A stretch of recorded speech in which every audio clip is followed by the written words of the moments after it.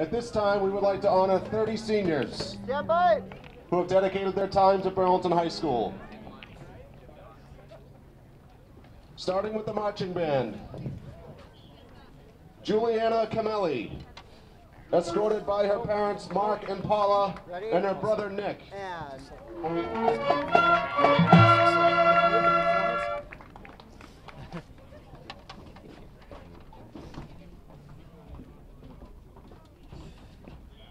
Christopher Costello, escorted by his parents Kevin and Jean and his sister Melissa.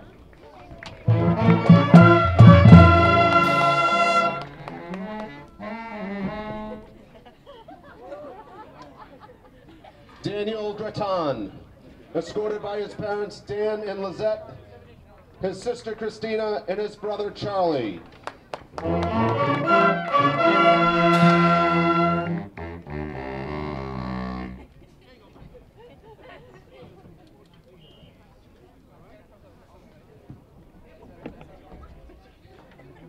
Caleb Hyman, escorted by his parents Wilton and Amanda.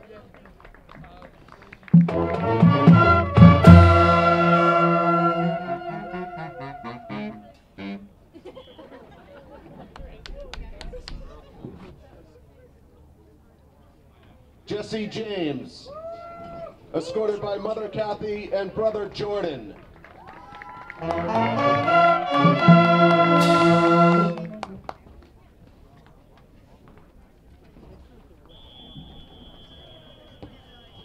That's good. Is that good? Alyssa Keene, escorted by parents Robert and Christine and brothers Alex and Jake. I think that's good because I give it back to the band. Okay. Boom, done.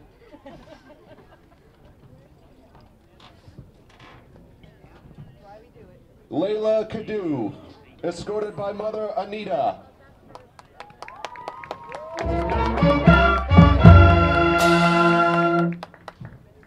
Trumpets. Trumpets.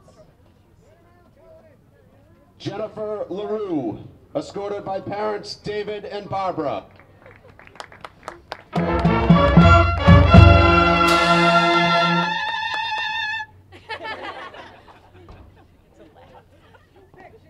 not supposed to laugh afterwards. Daniela Lombardo, escorted by parents John and Maria.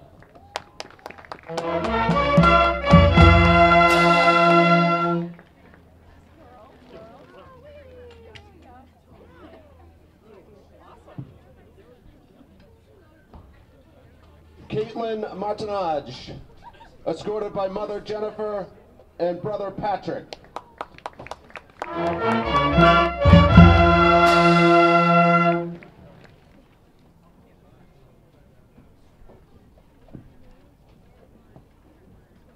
Joshua Marath, escorted by Mother Sunday.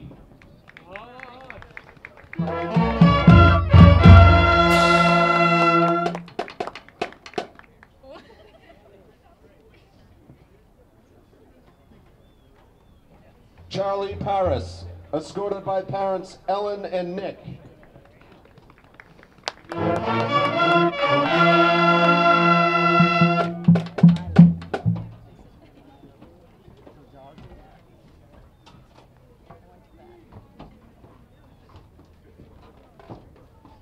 Rudy Poirier, escorted by parents Roger and Rhonda, brother Chris, and sister Tia.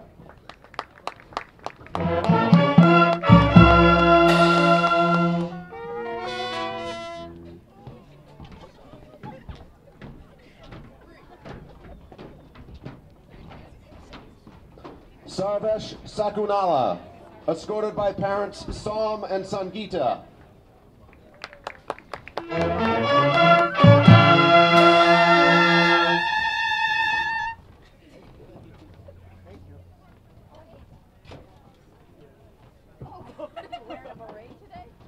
Zayan Sharka, escorted by Mother Grace.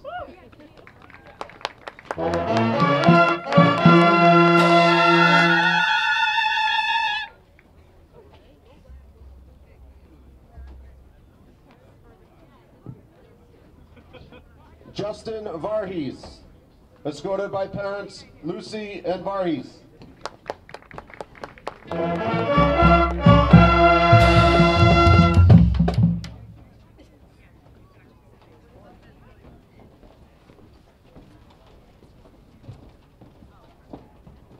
William T. Weisner III, escorted by parents Bill and Karen.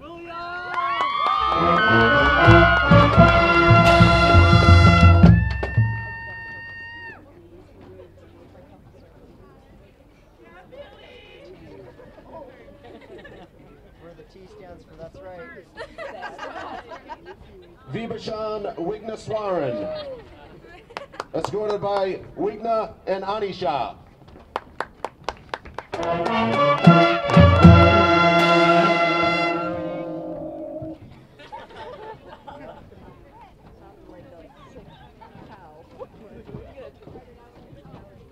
Daniel Zhu, escorted by Robert and Belly Dye.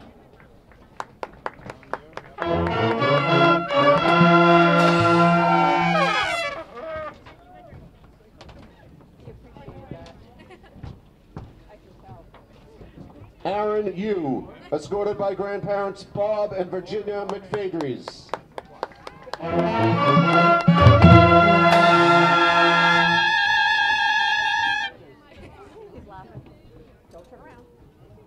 And Eleanor Yu, escorted by parents Yi Ching and Shu Sin Yu.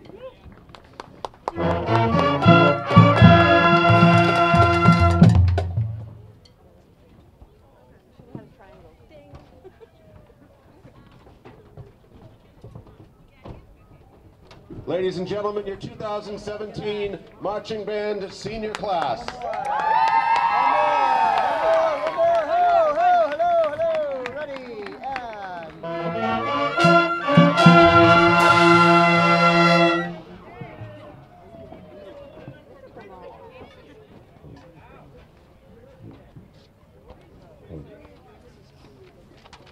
To the cheerleaders, one senior, Colleen Welch, escorted by parents Joe and Mary Beth.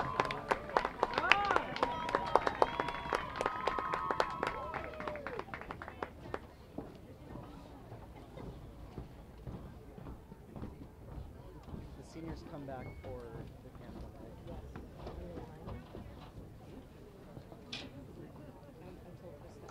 When do they do that? And now to our 9 seniors from the football team. Manager Stephanie Brinklow, escorted by her mom Paula.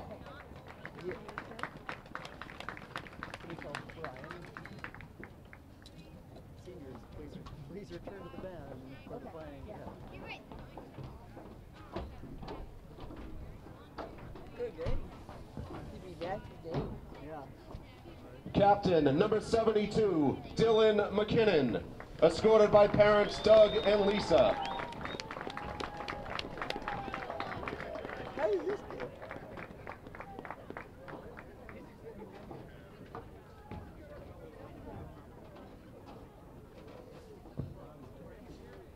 Captain number 36, Cody Davison, escorted by parents Doug and Joyce, brother Clayton and sister Cora.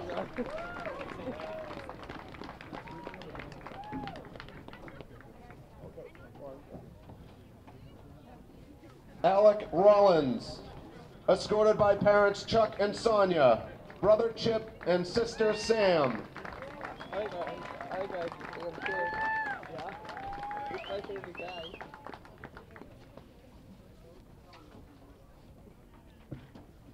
Christopher Dalton, escorted by parents Jim and Lisa and brother RJ.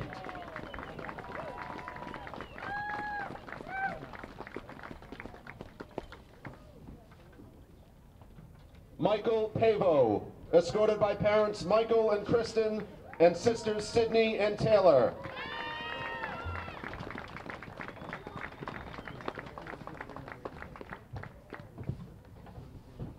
Josh Lee, escorted by parents Tom and Alana.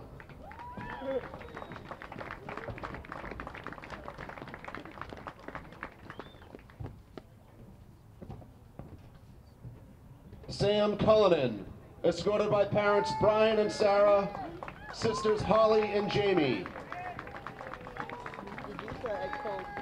Did you say coach with this team now this year? No more. No, I did the coach one time. And Matt Roper, escorted by parents Mark and Eileen and Aunt Candace. No. I met him once, just to coach football with me. Like different teams, like they had different teams like they had different. Let's have a final round of applause for our 2017 band members, cheerleader and football players.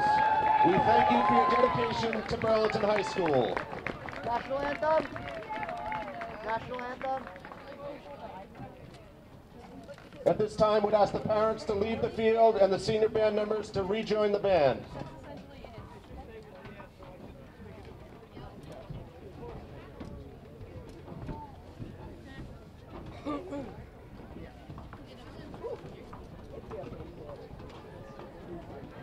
Captains for Lexington, number 8, James Lane. Number 9, Sal Freelick. Number 28, Ben Quint. And number 79, Will Thomas. Captains for Burlington, number 36, Cody Davison. And number 72, Dylan McKinnon.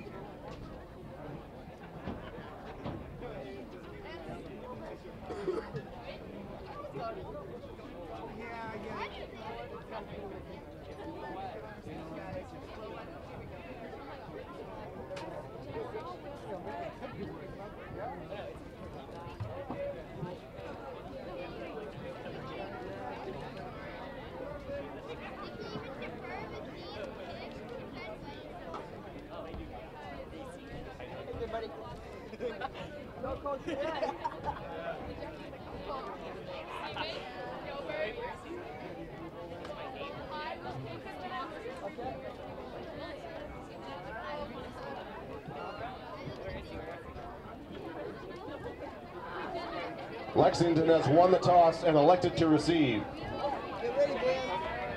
The Red Devils will defend the south end zone.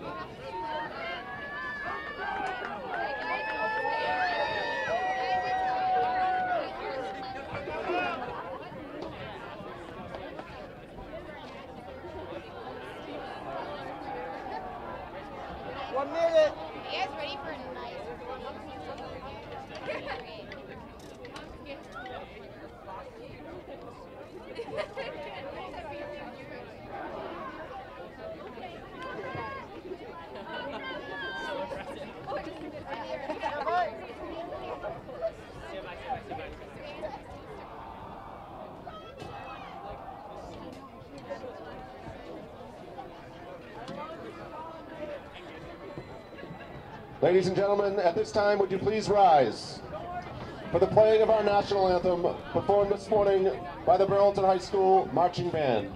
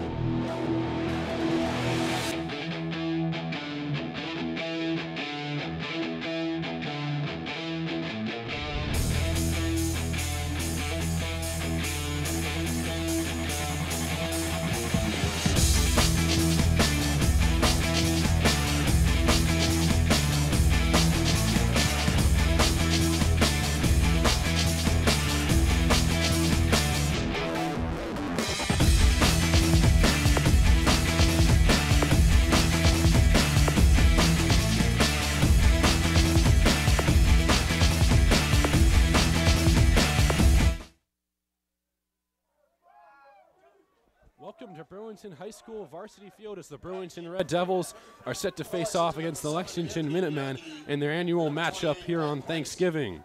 Last year, the Burlington Red Devils lost to the Minutemen 39-18 in Lexington. Here to start the kickoff is Cam Wheelock, and it is caught by number 52, Luca Butler, at the 37-yard line. I'm a side Phil Arcaro. Phil, Lexington has a very high-powered offense, and how is that going to affect the Red Devils in tonight's matchup? Oh, it's going to affect them big time. Lexington has done really well the past 2 years under Sal Freilich and head coach George Peterson. They've averaged about 40 points a game or something like that. It's going to. Dan Brothers said it to me best. Lexington is playing checkers.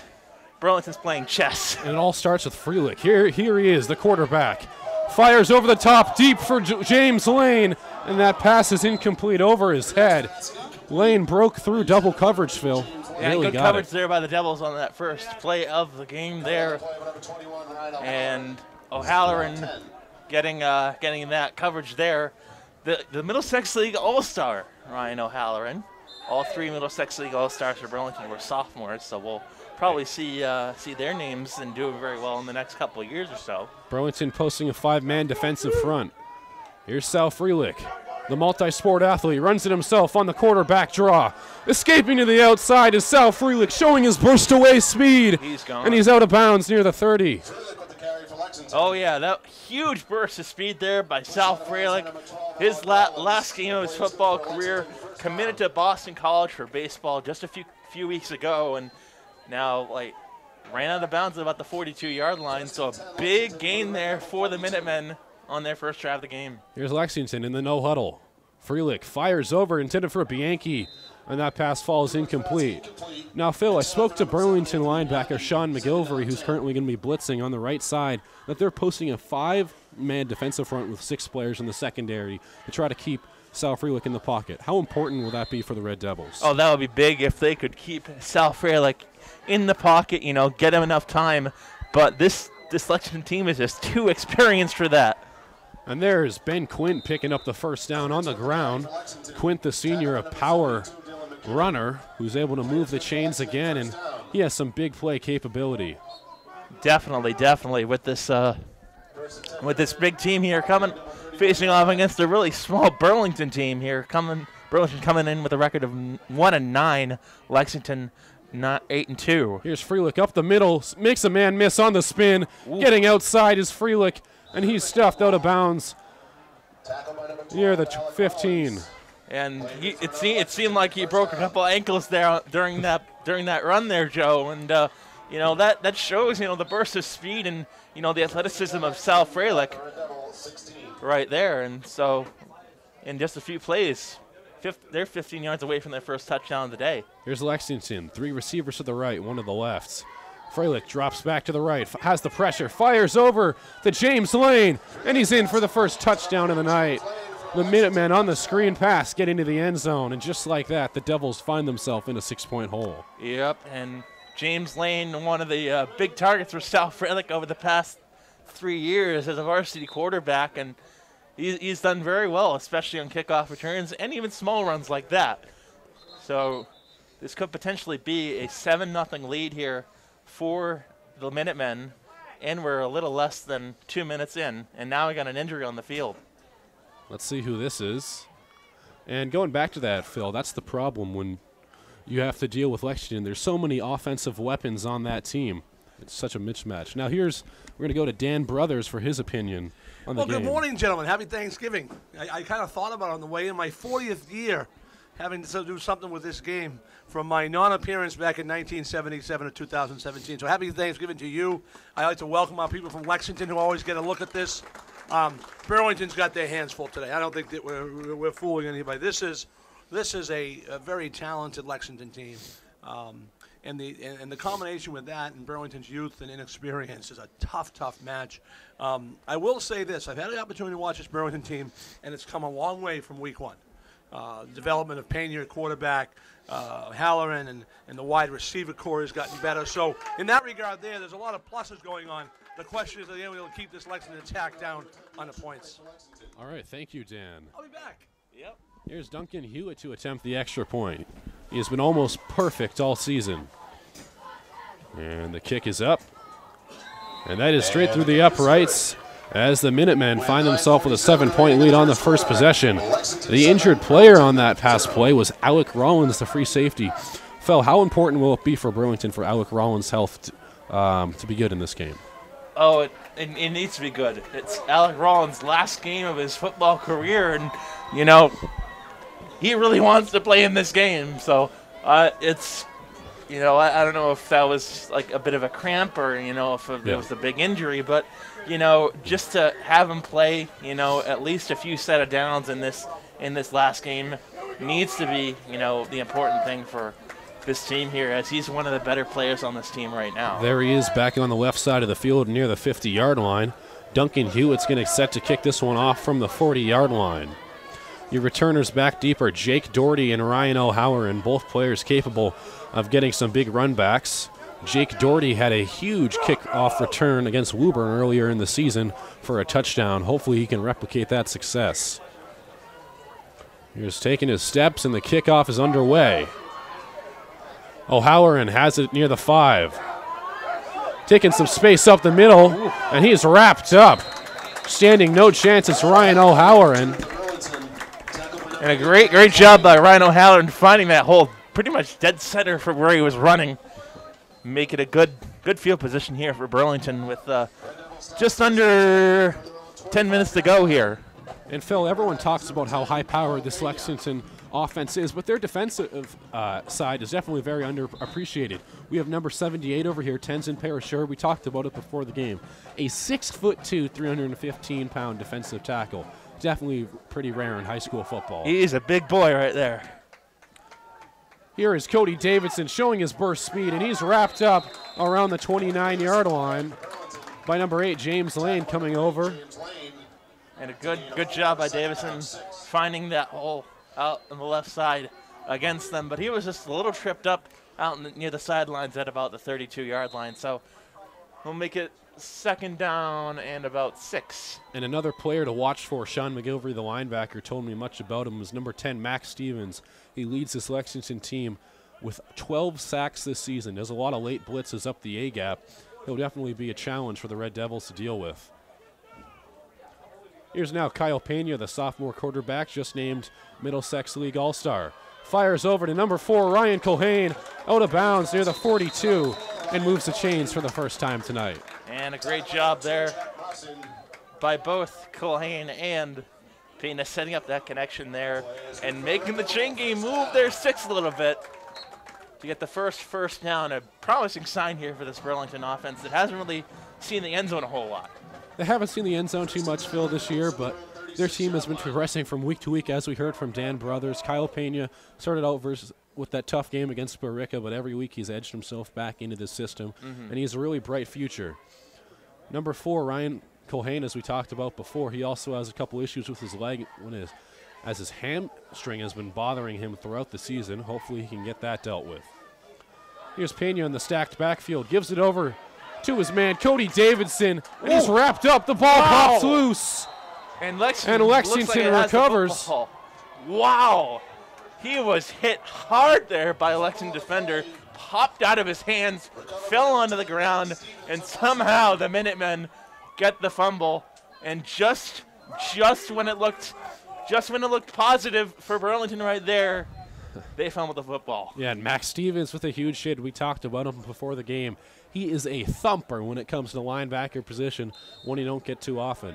Now here's Lexington in short yardage, has a good situation. Freelick in the backfield with Quint. Fakes it on the play action, fires over to Bianchi on the slant route, still moving. It looks like he's close to the first down. It looked like it took the whole defensive line there to just stop Bianchi right in his tracks, but you know, he gets another first down for the Minutemen right there, and just moving the chains all over again. That's what this offense has done over the past 2 years. Out of the no huddle, here's Freelick firing deep down the sideline, and that pass is dropped by number 8, James Lane, but there's a flag on the field back around the line of scrimmage. Probably going to be pass interference against Alec Rollins.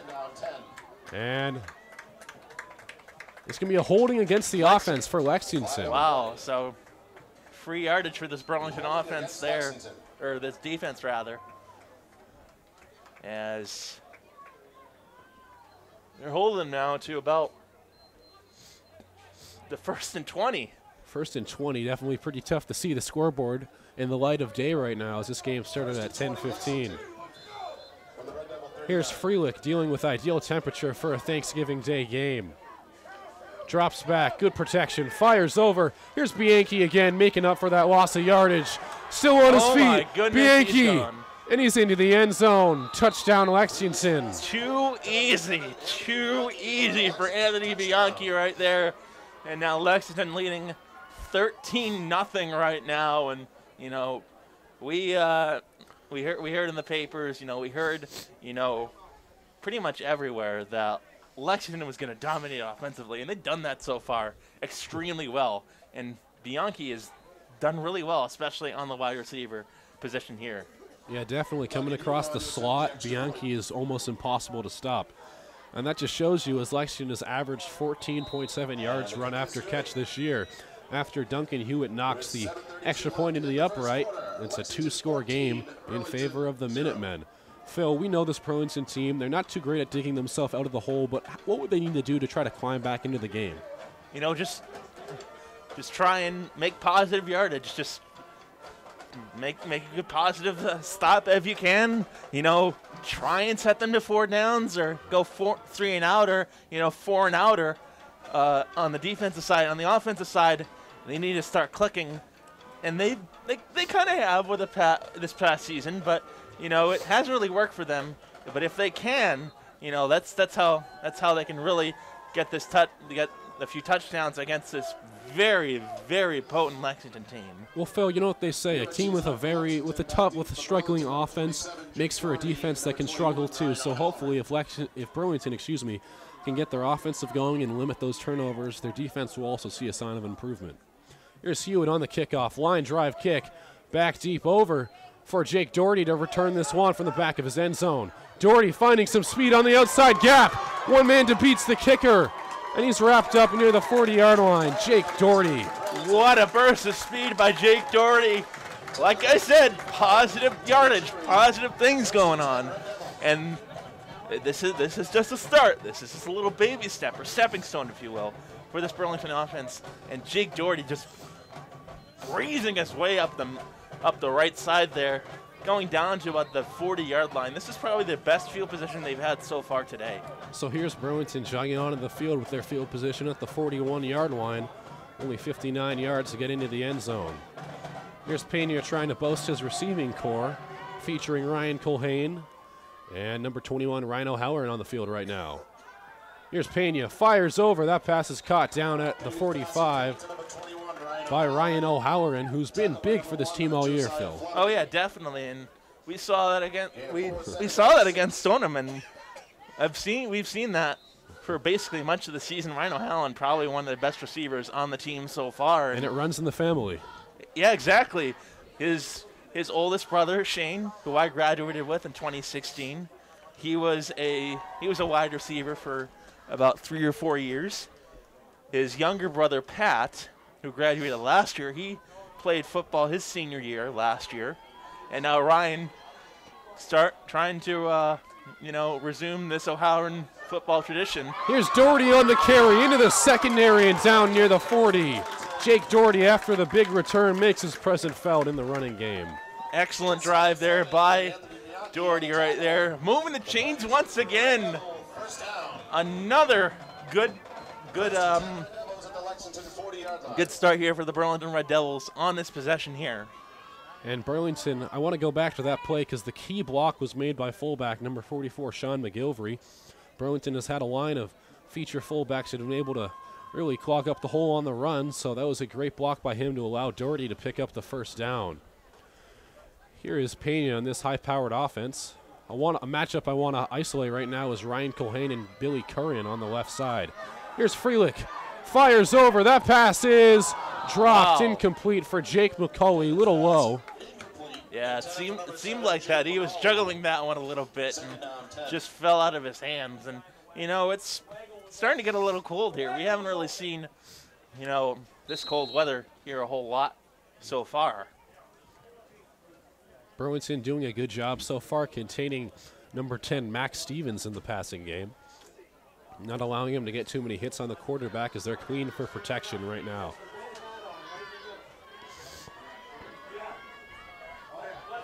Here's Kyle Pena. He was the backup last year to I forget his name for Dylan Bonfilio. Number 4. Number 4, again.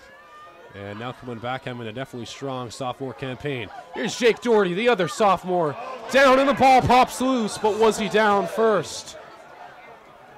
The Minutemen say they have it, and they do. And wow. The second fumble by the Red Devils, and the Minutemen take over at the 35-yard line. It's like that last drive we saw for Burlington. You know, they've done so well. They started so well, and then, you know, it was the fumble and the misplay, and unfortunately, you know, things like that happen in football. And it's now let's see Lexington's chance to shine here if they can get another touchdown, which they might do. Burlington loading the line of scrimmage. Here's Ben Quint on the pitch. Quint picking up that speed down the left sideline. He makes a man miss, and he is finally brought down diving towards the 43-yard line. And flag on the field. And that's the speed and prowess of Ben Quint that we've seen for the past 3 years. He's been probably the best wide receiver for Lexington since his sophomore campaign in 2015. Here's a flag, and that's going to be against the defense. Personal foul against Burlington. Personal foul, but there's going to be offsetting penalties. Foul against Lexington. So, yeah, those two penalties are probably going to offset, so it will most likely be like if the penalties didn't occur anyway. So it'll be first and 10. And head coach for the Red Devils is Dan McKay, who was defensive coordinator for this Minutemen for 2 years. And Phil, he should know the system pretty well and match up with some of these players. Oh yeah, definitely. He's done really well he's done a variety of coaching jobs. One in Billerica, one at Little Catholic for a couple of years, and like you said, in Lexington. So he was there for a year and had Sal Freilich as his main quarterback. So he should definitely know the system. Here's Freilich scrambling. He's going to run it himself, picking up the first down. Wow. And with the spin move, tackled by number 44, Sean McGilvery and Ryan O'Halloran. But picking up the first down, and man, is he quick. Oh, yes, he is. He has that burst of speed that we see from, very fast wide receivers. Here's Freilich, fires downfield. That's a jump ball, and that is dropped. Great coverage by the Red Devils. And a good coverage there by Jake Doherty again. Versatile on both sides of the ball there as he forces the dropped pass for the Minutemen. Blanchard, the intended receiver, who nearly came up with it around the 10. Doherty with some great coverage despite being only 5'7". Yeah, definitely. Mismatched in height, but not in that play. Here's Freilich. Fakes it over to Quint, and he's going to have it. Ben Quint up the middle. And he falls down before just being shy of the first down. Maybe he got it. Good awareness of the Burlington defense there for finding Ben Quinn off the fake there, as it took two receivers to pin him down and fail the first down. So it'll be third down for Lexington. We haven't seen that a whole lot this season. Not too much, definitely. Here's Sal Freilich. Gives it over to, not even sure, Ben Quint, I believe, was on the carry. He's got it. Quint on the carry for Lexington. And he has the first down, and Freilich fooled me on that one. I thought he had the quarterback draw, but nonetheless, the Minutemen move the chains, and the Devils' defense is looking lost right now. And that's what happens when you're the Minutemen. You can get them with so many weapons. If the Red Devils want to overload the box and take away the run game, Sal Freilich can use his legs and pass it. But if they want to put 6 players in the secondary like they've been doing, Freilich can just run it as much as he wants. Mm-hmm. And you're matching up against a very good offense against a decent defense. Here's Freilich, fires it over on the screen to Quint. Quint with some running room, has a block, and he's in for the touchdown, walking in by Ryan O'Halloran. And a good block there by number 8, James Lane, against Alec Rollins to allow Sal Freilich just to walk into that end zone, and 20-0. And we're not even done with the first quarter yet, Joe. And with only 3:41 remaining, the Minutemen are up 20-0. This is we're on pace for probably 50 or 60 to nothing at this point. This is shocking. Here's Duncan Hewitt to attempt the extra point. Is 2 for 2 in this game so far. Hewitt on to attempt the extra point. That kick is good through the uprights. 21-0 in favor of the away team. And last year, Phil, the Minutemen won it in their home stadium at Harold Crum Field 39-18. Right now, the results are looking like it's going to be another win for the Minutemen. Oh, yeah, definitely. For Lexington, they have great weapons on both sides of the ball. Burlington, they're a very young, very inexperienced, very small team. You know, from what I remember, I don't think we saw, you know, any but 2, you know, players that were above 6 foot. For Burlington, at least. And definitely, I think one of the biggest mismatches tonight, Phil, is going to be the defensive and offensive line for the Red Devils. No one on this line except John Magada, number 73, the junior, is over 200 pounds. And then you go to Lexington. They have 3 players over 260 pounds. Wow. I And remember. speaking as someone that actually almost played football for this team, when I was playing, I was around the 260 gap, so I would have been the biggest one on this squad. So Wow. it would have been a good matchup, but nonetheless, it's going to be a struggle for the Red Devils to deal with. Yep. We've seen our share of, you know, big receivers. I remember there was a receiver on the Wakefield team a couple years ago. He was, I think it was like 6'1", 350. He was huge. 350. Yes. Nick Nice was his name. Oh, that's almost unfair. And that ball bounces out of the end zone, and the Devils will start with it around the 20. And just a big kick right there for Lexington, as And a player, the special teams and the kicking team has done very well for this Lexington squad. But you were mentioning about the Everett game and how it was sort of like a battle of kickers almost.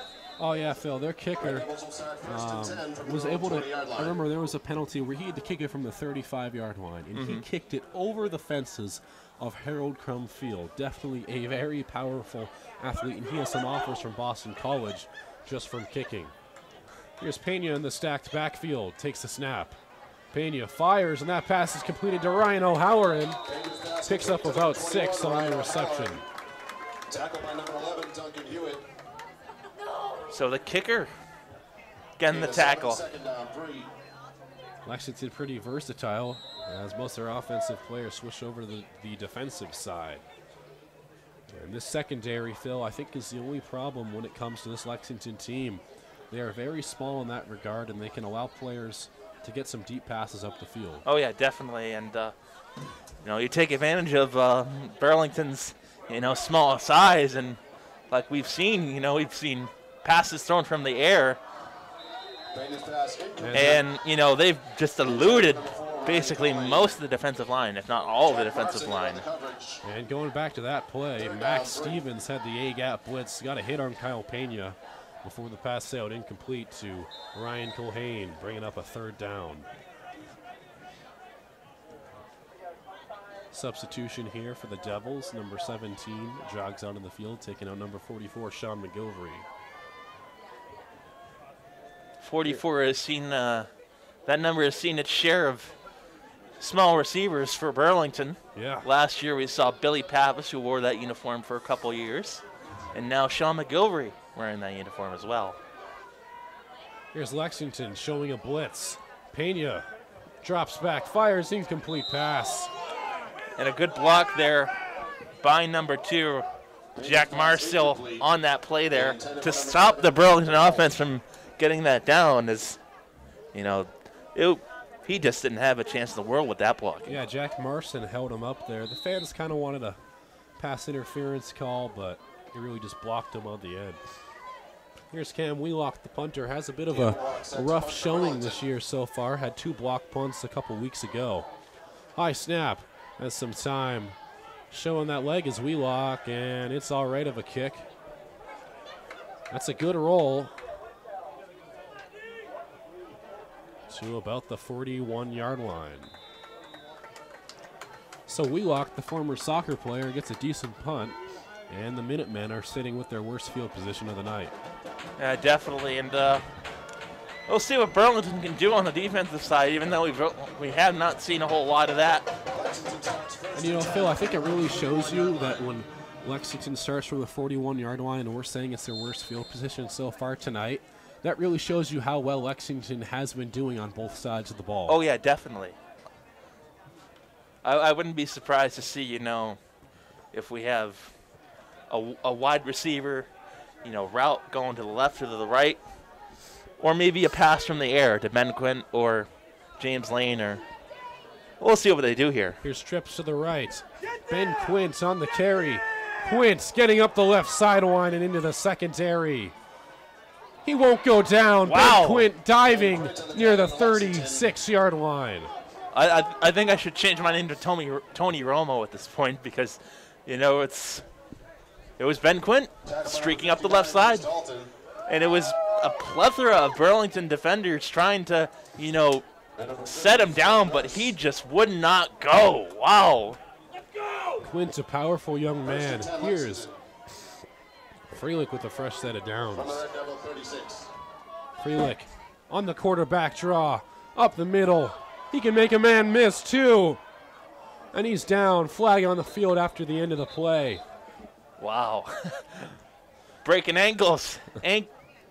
Wow, that was just making two defenders miss, and getting that big play here. Phil, these two kids are special. I mean, both me and you are in a lack of words right now. I'm just speechless right now. But that's going to be a flag against the offense, I believe. So free yardage for this Burlington defense. Timeout, Burlington. And now, since Burlington has a timeout, we'll see if Dan Brothers has anything to say. And here's Dan. Well, one thing you can't do when you play a team like Lexington is you can't put the ball on the ground. First of all, they're so explosive, they score so fast. But the big problem you get here is that, you know, Burlington, they were moving the ball both times. They seem to have a little momentum going offensively. And, you know, they put the ball on the ground and turn it over. And you give too many chances. You haven't seen Freelick yet there, Phil, have you? I've actually seen him for 2 years since he was a sophomore. Not this year. He's actually might be better this year than he was the last two. Oh, Does yeah. he have some moves or what? Oh yeah, definitely. He's made a lot of men miss, and you know he's led this team to its best season in a while here for Lexington, as they actually played really well against one of the best teams in the state right here. As Dan will go back to his Clock spot position. as a clock operator. Here's Freelick. Has Blanchard in motion, an extra blocker. Freelick, plenty of time. Here's when he's most lethal on the run. Fires downfield, intended for James Lane, who just gets a hand on it, incomplete. That would have been a great catch, Odell Beckham style right there for James Lane, had he not bobbled his hands in the air. But he had a block there by Alec Rollins, and a good job by him to get that block and to save the touchdown from the air. So Freelick already going deep for the third time of the night, falls incomplete all the times.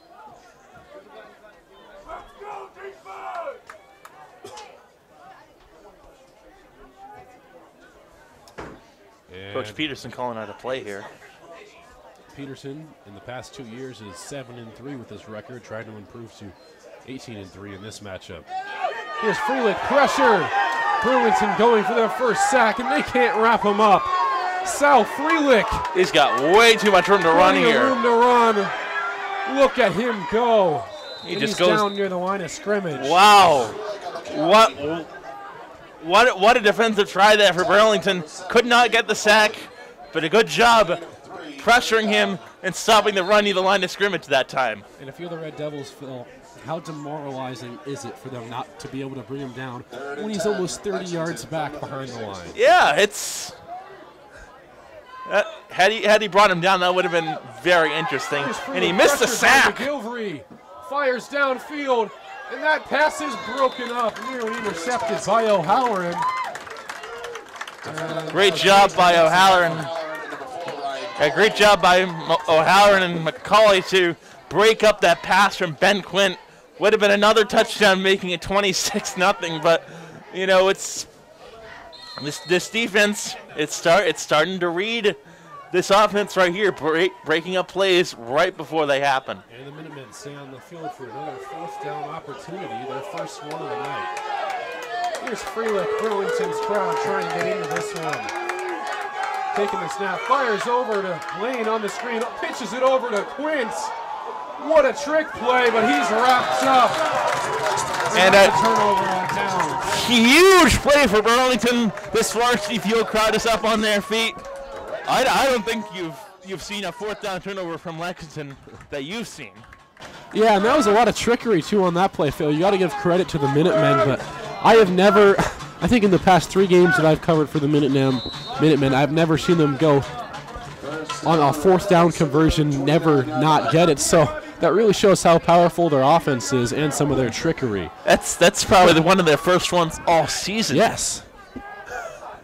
And that really shows you how excellent this offense is in terms of production. So Burlington picking up a little momentum. Here's Pena, gives it over to Doherty with some running room, but he is stuffed up. Forward progress gets him to around the 30-yard line. Brought down by a plethora of Lexington defenders that time, as Jake Doherty would not go down with a small frame. You'd think he'd be, stuffed up by a couple of defenders on the defensive side for Lexington, but it took at least 3 or 4 Lexington receivers, as Doherty would just not stop or let go. And a plethora of players, Phil. That's your favorite word. I think you made it famous here at Burlington High School. I did, yes, back in 2014, 2015, back in the good old days with TJ Horgan on color. Here's Pena, feels the pressure, and that fast falls incomplete near James Lane at around the 45. That would have been an excellent pass had Lexington not showed the blitz there, as the first quarter runs down, and 21-0 Lexington right here. If you're Burlington, what are you doing in this situation? I think, Phil, right now, if you're Lexington, you're really struggling right now. Your offense isn't clicking. Your defense just got a nice stop here. What you need to really do is fire some passes downfield, take some chances at the secondary. As Dan Brothers said, you can't beat this team running the ball, so you need to make some big plays happen. You need to take those risks. You're down 21-0, so you can't really worry too much about turning the ball over right now. And you have 3 quarters to play, so you have 3 quarters. We'll see what Dan Brothers has to say on that. On what?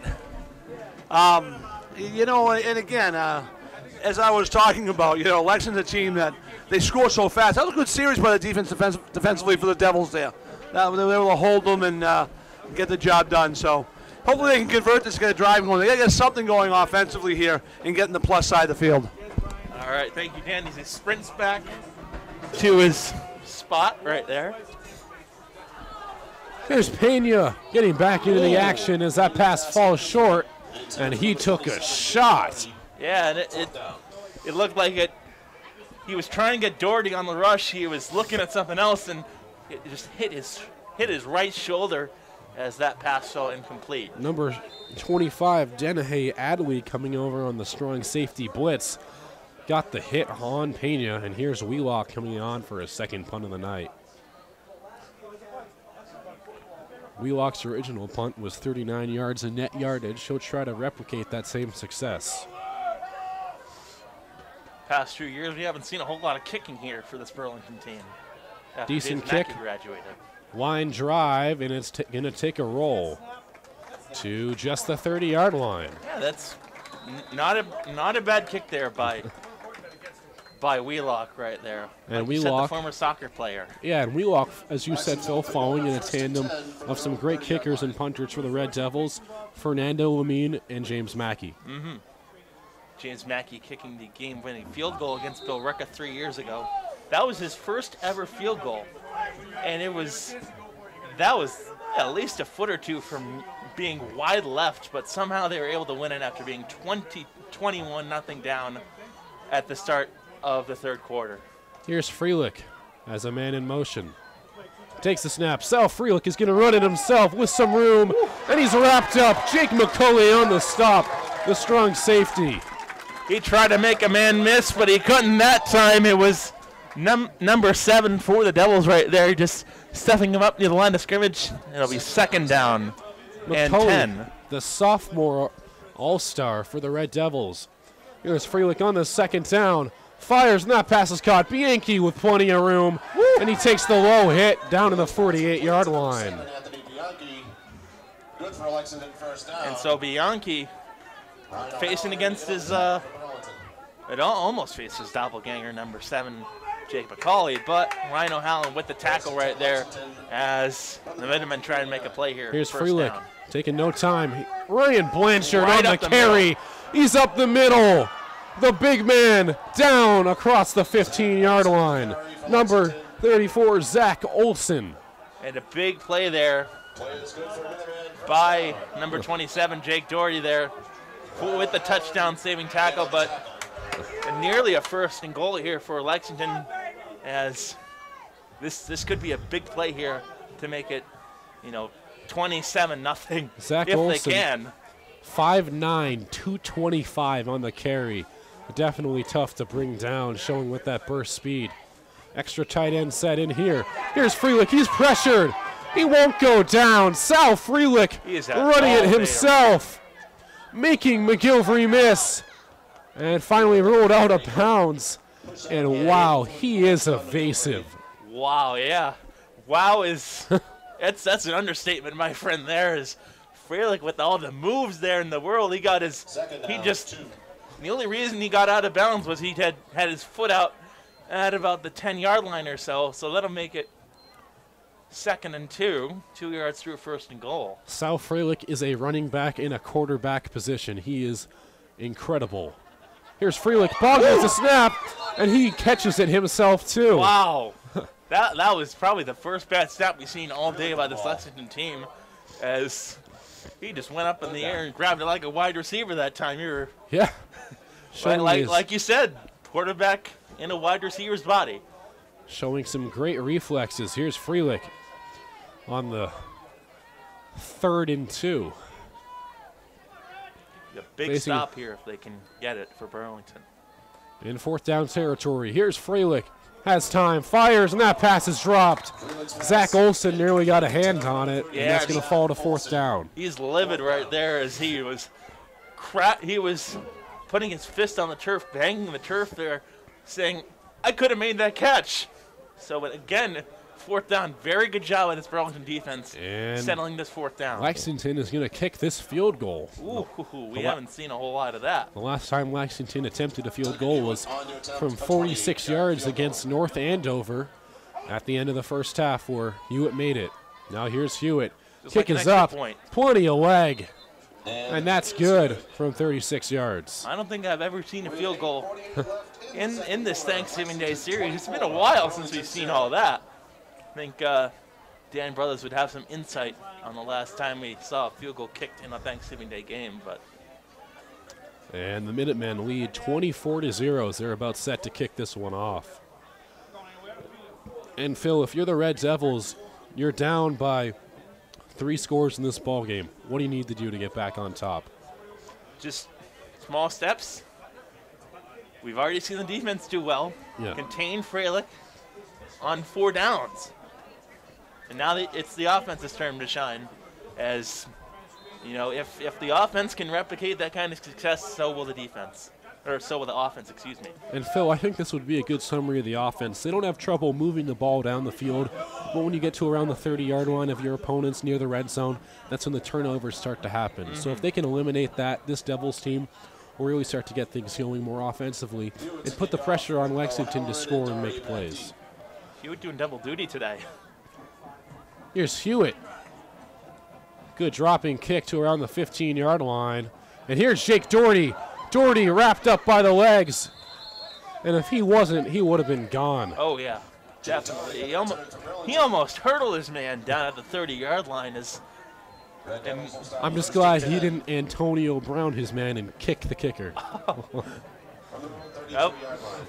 That would have been interesting, Joe. Huh. Haven't seen that too much in high school sports. Nope. And here's Kyle Pena trying to get his offense on the board for the first time of the night. 2 fumbles for this Red Devil team. Pena trying to improve from that. 3 receivers to the left, 2 to the right. Pena, empty backfield. Fires, good pocket, incomplete, just over the head of O'Halloran. Yeah, nobody there for that one as he was just being blitzed by this Lexington defense right there. As he was in the pocket, didn't really have a lot of time to throw, just threw an errant pass to no one in particular. And a couple players to watch in this game, Phil, definitely has to be your left and right tackle in this game. Burlington has a good interior offensive line, but when it comes to pass protection, Chris Jones and Andrew Woods need to step up. Here's Pena, fires, that pass is incomplete. I thought it was intercepted by Josiah Fleming, and that's going to be 3rd down. Huh. It looked like he had his Fleming's knees were on the ground as he tried to come up with that interception there. Huh. That pass intended for number 17, Mike Pavo, another senior on this squad. Yeah, but luckily for the Red Devils, it's 3rd down. Here's Burlington, who has been subpar on 3rd downs this year. Pena drops back, extra protection, fires. That pass is knocked incomplete. Bianchi on the coverage. Excellent coverage there by Anthony Bianchi right there. As would have been a great catch for Ryan O'Halloran had he got that one in there. But like I said, Bianchi with that big coverage, and now we got a flag in the field. Let's see what the call is. The penalty is offsides against the Minutemen, and that's going to be a repeat of the 3rd down, 3rd and 5 for the Devils. So they so the Minutemen get a tough break, and now the Devils will have a repeat on 3rd down, Phil. Yeah, 3 yards there for Burlington right there as they just, with that penalty right there, it's just 5 yards up the field, just like that. Yes.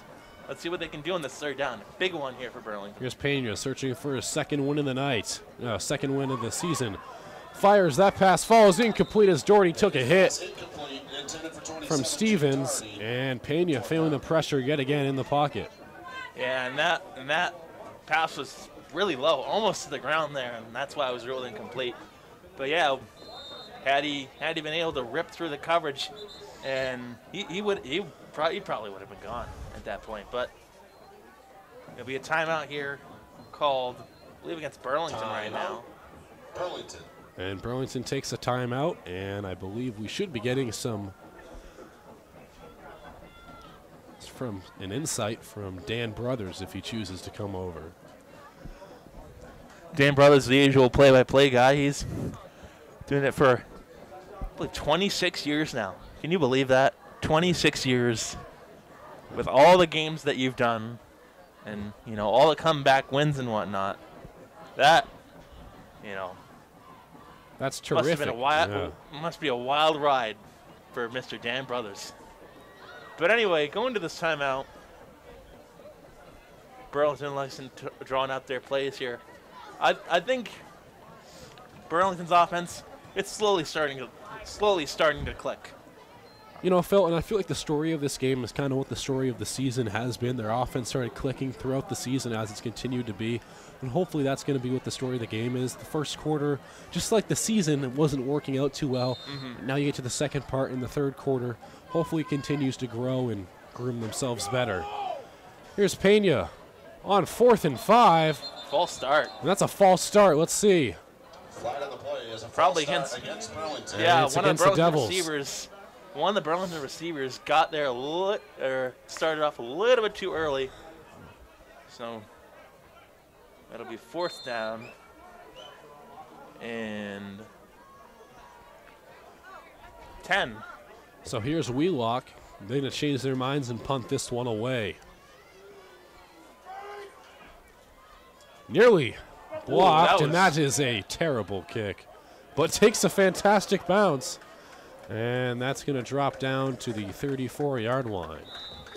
Yeah, no, not a great kick, but good field position for Lexington to make up for it. And Wheelock's kick was nearly blocked, but instead it's going to fall down to the Lexington 34 with 8 minutes remaining in the 2nd quarter. And already, Phil, the score is 24-0. First and 10 from their own 34-yard line.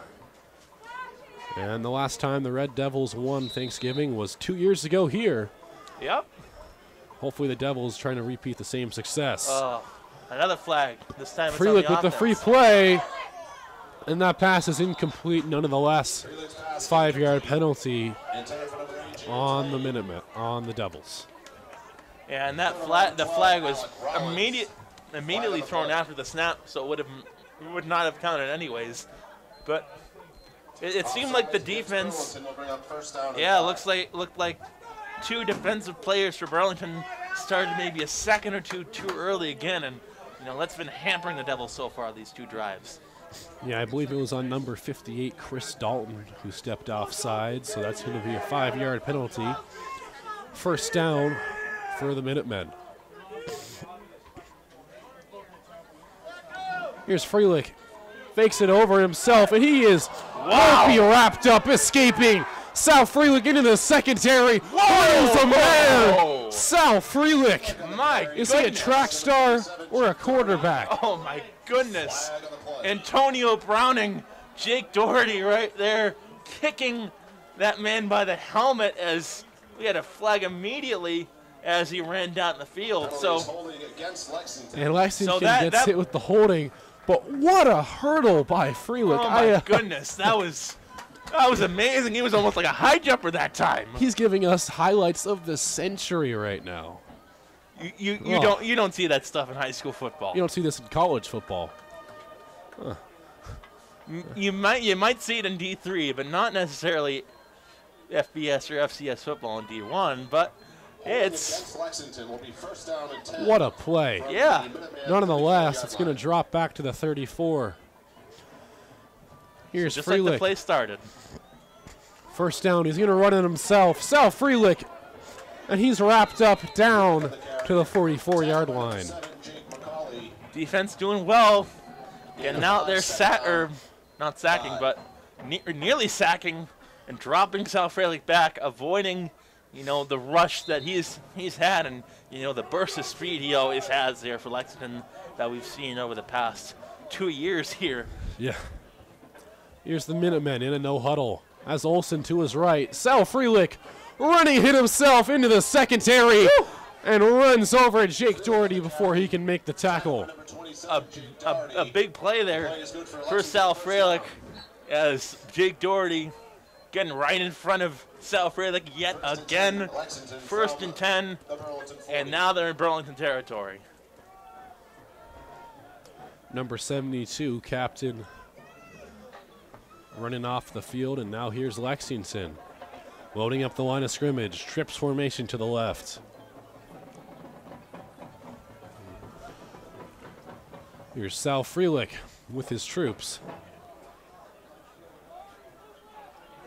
As a man in the backfield, and that's going to be a timeout called for Lexington. And Lexington takes a timeout, their first of the ball game. So it seems like the Burlington defense has done, like I said, it very well against this Lexington offense. They've slowly started clicking. Now it's time to see what the Minutemen have up their sleeve. Lexington taking a partial timeout as Burlington's defense is going to try to contain Freelick in the pocket, as they have not done so well in this ball game. Here's Freelick. Fakes it over on the play action. Freelick avoiding the rush. He's going to run it himself. Yep. Sal Freelick. Wow. Down the left sideline and out of bounds near the 17-yard line. That burst of speed again by Sal Freilick. Huge gain there to make it the same drive, or roughly the same area that last drive we saw there for Lexington. What can't he do? Yeah, exactly. What can he do? He's versatile. He's seen as a wide receiver. Here's He's a Freelick. quarterback. Fires over to Blanchard. Blanchard, and he's wrapped up, picking up about 2 or 3. Tackle by number 21, Ryan O'Halloran. It's a gain of 2, second down, 8. And that's going to bring up a 2nd and 8 for the Minutemen with around 5 minutes and 30 seconds remaining in the second quarter. Here's Freelick. Has Bianchi in motion. Freelick firing, and that pass goes incomplete. Jake McCauley in coverage. Battling against his doppelganger, number 7, Anthony Bianchi, and a good job on the coverage by number 7 for Burlington, Jake McCauley. That makes it another third down, this time 3rd down and 8. Burlington bringing in an extra defensive tackle as John Magada is going to try to stuff up the middle. Bringing up a 3rd and 8 for the Minutemen. The Minutemen have been perfect on 3rd-point conversions today. And flag on the play, wow. That's going to be a false start. Probably against Lexington because it seemed like the center was trying to get the snap away. Flag on the play. Looks like against the Devils. John Magada has been known to jump off sides, had a couple costly penalties, and it is against the Minutemen. Offsides against Burlington. Bring up 3rd down and 3. And what was a 3rd and long turns into a 3rd and short, and this changes the conversion fill, doesn't it? Oh yeah, definitely. And especially when you're in this position that they're in right now, they can score pretty much any way they want. Here's Freelick, fires over the middle. That pass is tipped, nearly intercepted, and that was for the chance, and that was a chance for the Devils defensively to come up with a pick, but nonetheless, that's a 4th down. So I have a question for you.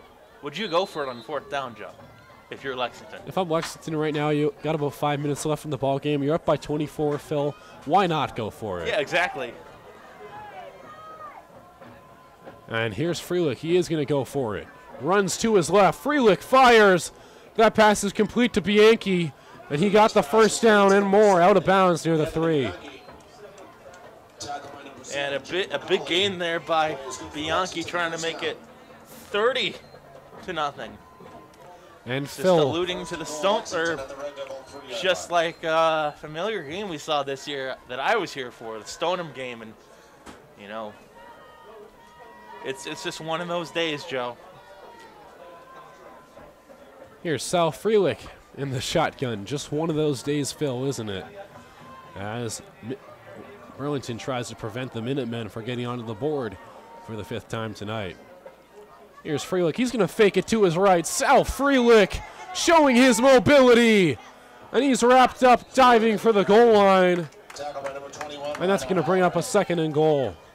Yeah, let's call that about a yard or half a yard here. As you know, I wouldn't be surprised to see a quarterback sneak or a quarterback try from Freelick to make it 30. I mean, I wouldn't be surprised with anything that involves Freelick running the ball at this point in the ball game. Just under 4 minutes remaining. Commanding his offense is the senior quarterback committed to Boston College for baseball. 2 receivers to each side. Has a man in motion is Blanchard. Here's Freelick, follows it on the reverse, and hits it over to his eligible tackle, number 71, Seamus Spencer. Wow. His right tackle was able to get open and into the end zone. What a play of trickery for George Peterson and his squad. Yeah, almost like a Bill Belichick type play there for Lexington as they put 30 on the board.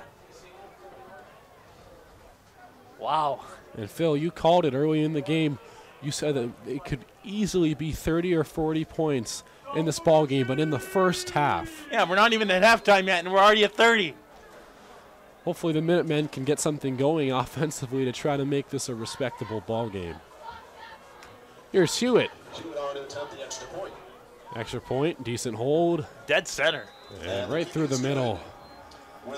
And Duncan Hewitt makes the score 31-0 here at Varsity Field as the crowd is silent on Thanksgiving this side morning. at least, but on the other side of the field, they're loud. They're proud. And here's Dan Brothers for some insight. Well, Spencer, what's his last name there? Who just scored a touchdown? Seamus. Special Seamus. Seamus Spencer. Listen, that's what happens when you have 2 first names. You don't know what to call him. He just got an offensive line's dream. John Madden would be sitting there chewing on a piece of turkey saying, look at the big guy scored a touchdown. And, you know, that's a play they've probably been saving all year. They haven't had a need to use it because they've been in games that they've been so one-sided. And now you get to Thanksgiving, and it's the kid's last football game, maybe playing him. Why not do it? That's the time to do it, and they did it in a respectful time. They did it in the second half, and it was 56-0 or something. Then there's going to be I'm going to run over here and rip both headsets off and rip Coach Peterson. But nonetheless, it will work out just fine. All right, thank you so much, Dan. Thanks, Dan. And that was Seamus Spencer. Seamus Spencer, looking at the roster there. And here's Duncan Hewitt to kick this one off. You can use that. And that kick is rolling down to Jake Doherty. Here's Doherty on the return. Jake Doherty, one man to beat, and he's tackled by the kicker. Trying to make a man miss was Jake Doherty, trying to put on the moves, trying to break some ankles. They were like, no way, Jose, right there, and they easily stuffed him up. At the time that he was at that point in time, had he not made that fancy little move there, he would have been gone. And Doherty with one of the sole highlights in this game so far, with already his second big return. Here's Pena on the field, as O'Halloran in the backfield. Takes a snap, flag on the field, nonetheless. Here's O'Halloran pushing a man aside and down to the 39. Jake Doherty, excuse me, carrying the ball. And he picks up about 2. Starter offsides against Lexington, I believe. Let's see what the call is. Offsides against Lexington. There you go. Lexington with the offsides. You called it, Phil, and Burlington's going to accept that for a 1st and 5 near the 40. We got 1st down and 5.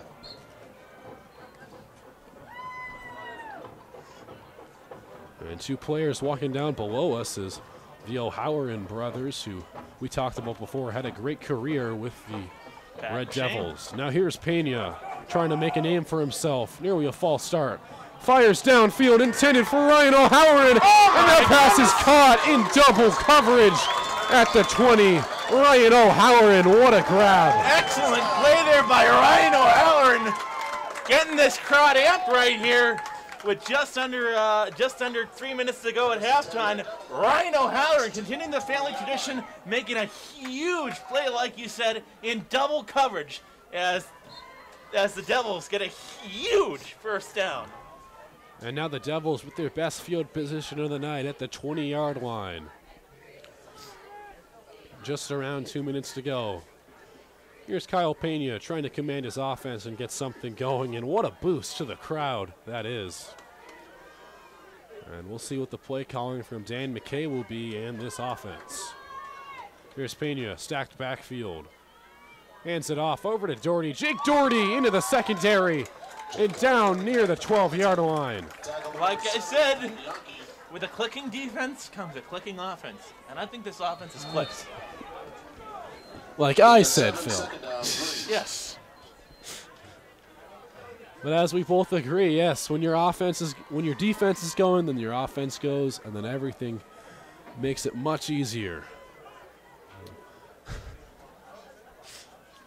Got a timeout here, or excuse me, just a. Here's Burlington taking their time as the clock ticks below 2 minutes. Has Doherty in the backfield. Hands it off to his man up the left side. He is wrapped up. Max Stevens comes over to make the tackle.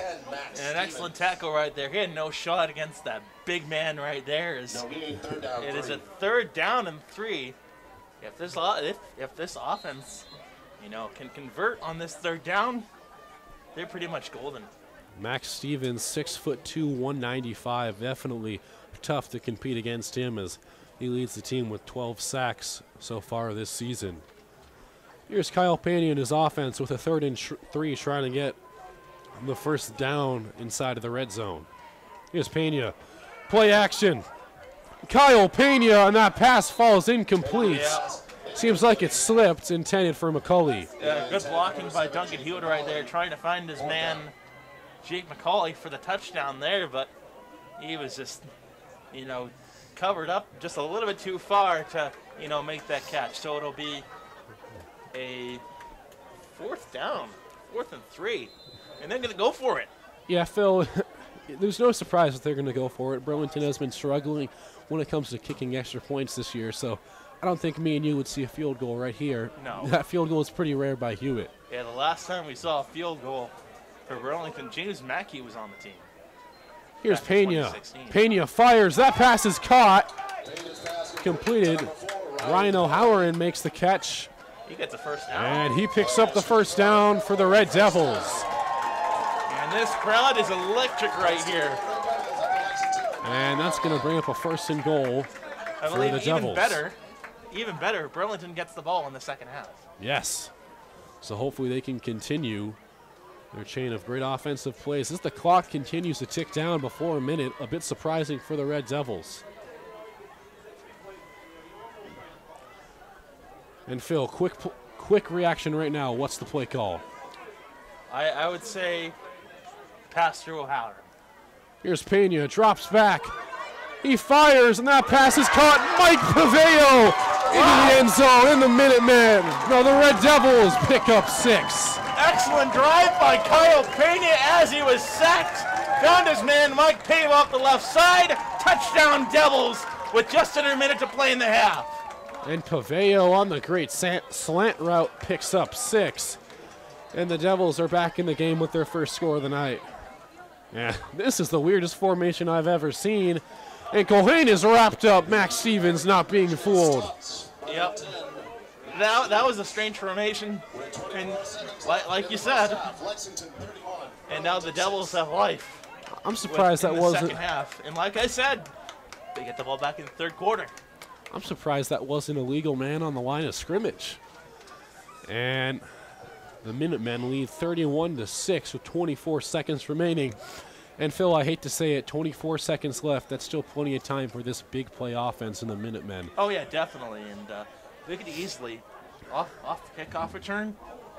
If that falls right, they could probably score. But we don't want to give ourselves something a little bit too early here. But if the defense plays well in this next 24 seconds, they have a chance to put this one on ice in the second half. Here's Cam Wheelock with his second kickoff of the game. And players back deep for the Minutemen are number 2 Jack Marson and number 1 Josiah Fleming, both capable of some big returns. Wheelock doesn't quite have the distance. Looks like this could be a squib. Yeah, a squib. Yeah, it is a squib. And that's a squib to the 30-yard line, and he ruled it. Flag on the field, and he signaled a fair catch, and he ran. That's going to be a penalty. Yeah, on it's the probably going to Minutemen. be his personal foul. Flag on the play against Cody Davison for Burlington, and that's going to bring it back a few yards there for Lexington to end this first half off.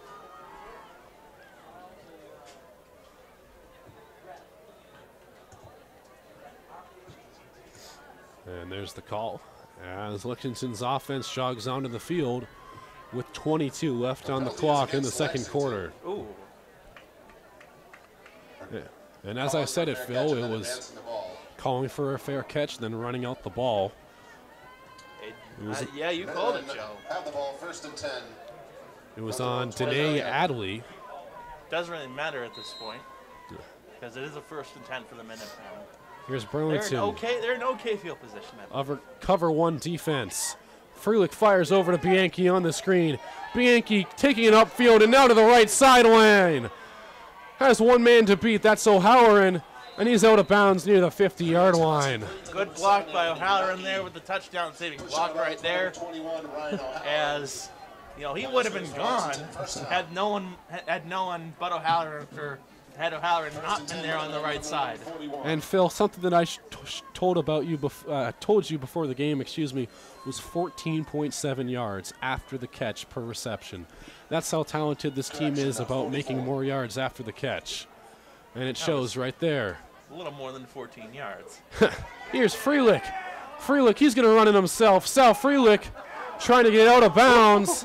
And he's one man to beat. Sal Freelick making a man miss on the spin move. And he's in. What a highlight drive I don't know what to say. Oh my goodness, South Fralick, we are not worthy, my friend, as he just made at least 3 or 4 defensive players miss and made them go out of their jock straps as 37-6. That'll be the halftime score here, pending this extra point. Bow down to South Fralick. My goodness, I what have a play. never seen a quarterback dominate a game like this. Oh my. He'll probably hit this one dead center. I'm at a loss for words. Make it 38-6 going into the half. Here's the kick. There it is. And that's in the middle. And that's the score, 38-6 at the end of the first half, as the Burlington Red Devils find themselves in a hole at home. And what a play from this offense of Lexington. Oh my goodness, and South Fralick, he's a human highlight reel. As, you know, it's just a great day for this Lexington offense here. But Burlington, you know, they've started to click. Their offense has brought a touchdown. They've made this crowd, you know, happy a little bit at the end of the second half. But, you know, they're starting to click as Burlington gets the ball back in the third quarter. And hopefully Burlington can make some adjustments going into halftime defensively and offensively. But as you said, they have the momentum, Phil, and hopefully they can keep things going. Definitely, definitely. And that's the end of the first half. We'll see you at the start of the second. I'm Joe Viscioni with Phil Arcaro and some insight from Dan Brothers. Thanks for watching. Performing their 2017 program Bon Voyage for the final time, please welcome the Burlington High School Marching Red Devils. Thank you and congratulations, seniors.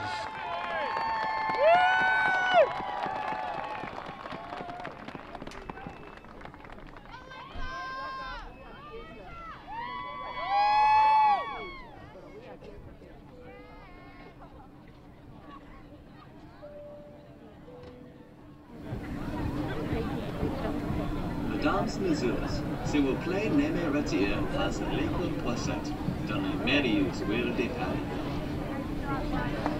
Ladies and gentlemen, on behalf of our entire crew, be the first to welcome you to Charlie.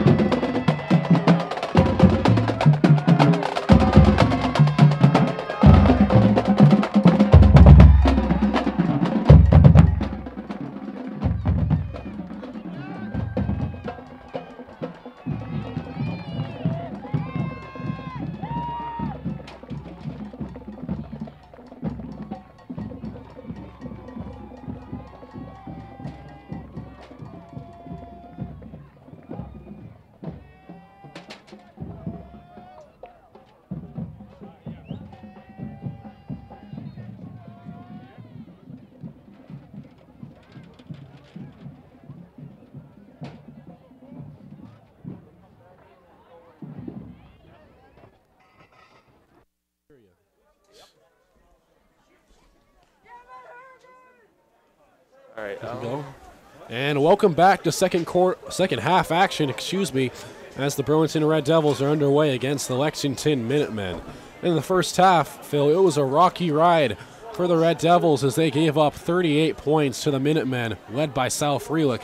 How crazy has he been in this ball game? Oh, he's been a human highlight reel. We saw that last play of the second half. My goodness, he just ran up the field, left left basically every Burlington defender in the dust right there off a kickoff return from him. And you know, it's crazy to see how Lexington has done, how they've done in just 2 years, going from, you know, winless in the Liberty division, going 3-8 2 years ago, to now going 8-2 at this point in the year, both times in the past 2 years.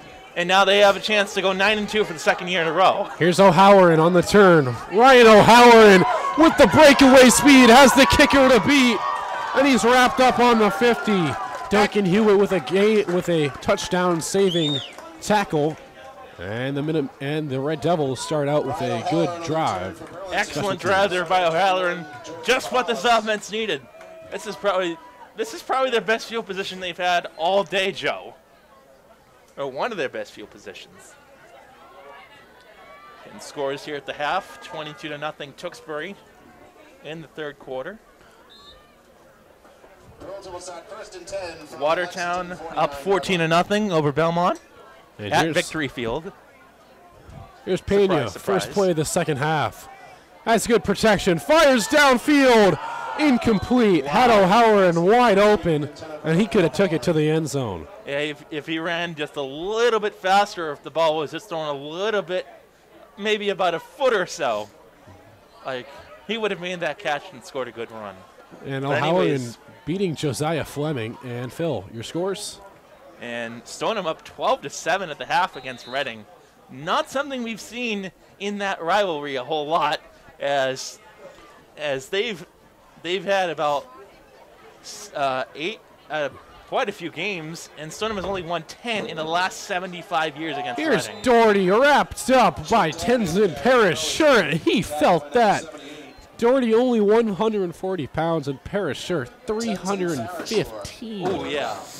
He definitely felt that. That's at least half his weight right there. No, that's a little more than half his weight. That's crazy. See, I haven't took math in here, folks. It's all right, Phil. I'm in pre-calc too. All calculator stuff. Here's Pena. Drops back. Has an extra blocker. As he hit, and O'Halloran holds on to it at the 42. And that's going to bring up a fourth down for the Devils. They're going for it. They're going for it on the fourth down. They're confident about this one, and we should be too. The offense from late in the second quarter has just done very well so far. 9 minutes remaining. Here's Pena, drops back, 4th and 3. That pass is caught. Is it a first down though? It is. Easy there. Wow.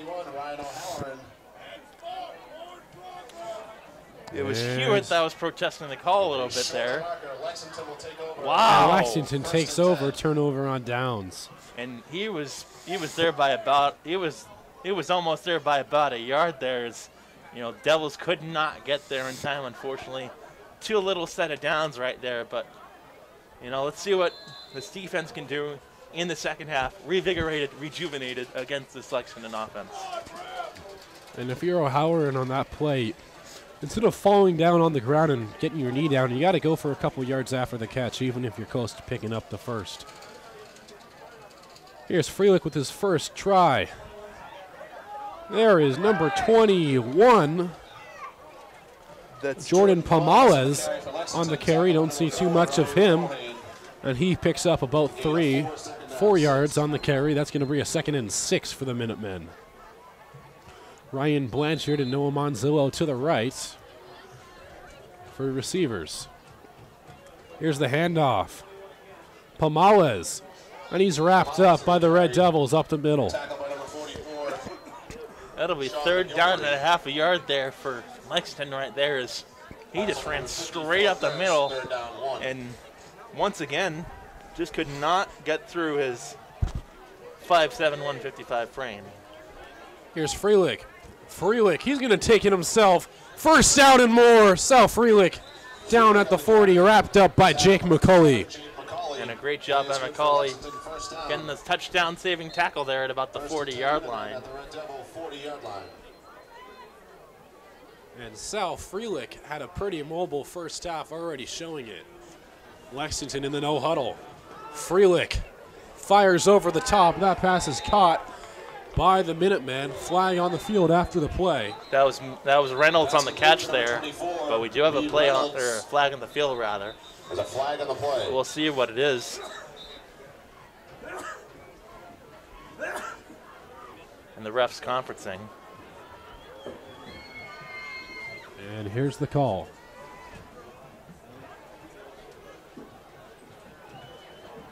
Personal foul. Against both teams. So both teams. And that's going to be offsetting. So just like those penalties then never happen.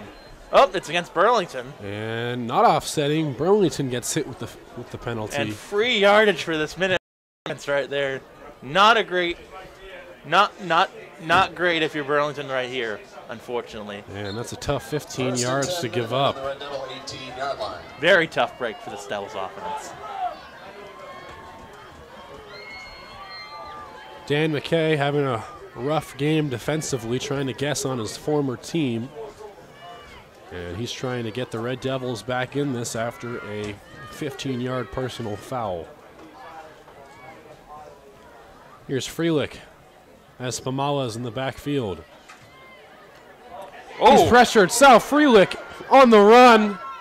And he's running it out of bounds across the 15-yard line, pressured by Sean McGilvery. Good job by Freelick to find that hole at about the 15-yard line after being pressured.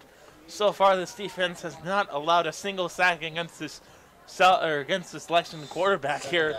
That just proves how mobile Freelick really is, and how potent this Lexington offense really is. Yeah, they've gotten a lot of pressure on him, but not able to bring him down. Here's Lane on the screen pass. James Lane diving, and he's into the end zone. Touchdown for the Minutemen, his second of the night. And the Minutemen break 40. And just early into the third quarter, Phil, past 40 points. Yep. 44-6 with a chance of 45. And I'm not sure what the largest amount of points allowed by a single team is on Thanksgiving, but we're getting pretty close to it, Joe. And Phil, as I wrote down on my paper right here, my prediction was going to be 48-15, and that looks like it's about to happen, maybe even more. Flag on the play here. Against Lexington. Lexington gets hit with the penalty, and that's going to be moved back about 5. It's a substitution violation on the Minutemen. Won't matter much for Hewitt as he's been knocking these kicks in. Oh, he can easily knock this one out. We saw him take a field goal from maybe maybe twice this distance, or nearly twice this distance. So just give me a little chip shot, just like a regular extra point. As the Burlington crowd is silent, trying to get back in the game. Hewitt, good hold, and that kick is no good. Wow. It was a little windy, starting to get a little windy out there. As I think, like you said, he was perfect on extra points, and now he's missed his first in a while. That's his first missed extra point of the season. Wow. And barely any wind on that one, too. Yeah, exactly. As the wind is now just starting to pick up. So it remains 44-6 with 7:21 to go in the third, and not a great day to be not a great day to be a Red Devil. Not a great day to be a Red Devil, but a great day to be a Minuteman. Sal Freilick is having the game of his life, last ever as a Minuteman, wearing the number 9 as he wore for 3 years. Lexington trying to end their 2-game losing streak. They lost their past 2 games against Everett and Methuen. Right now, they look like they're about to come out on top against the Red Devils. And the Devils are living on a prayer if they can win this thing. And the Devils, their last win came against Revere 3 weeks ago, in which they won by 2 points. Their last game was against Pentucket, which they lost on the final drive by an interception by Pena. And that kick, high-flying one. Here's Ryan O'Halloran, and he's wrapped up by number 85 on the legs. Noah Monzillo coming over to make the tackle. That took like half of the Lexington offensive or defense or special teams unit there to stop O'Halloran right there. As you know, he just got a burst of speed there, and you know, 2 years from now, no one's gonna beat him. Yeah, despite that tiny frame that he has, O'Halloran not the biggest guy. If he adds some more muscle mass onto him, he's going to be a weapon. Here's Pena. Gives it up to the field. And that's Jake Doherty, who picks up about 4.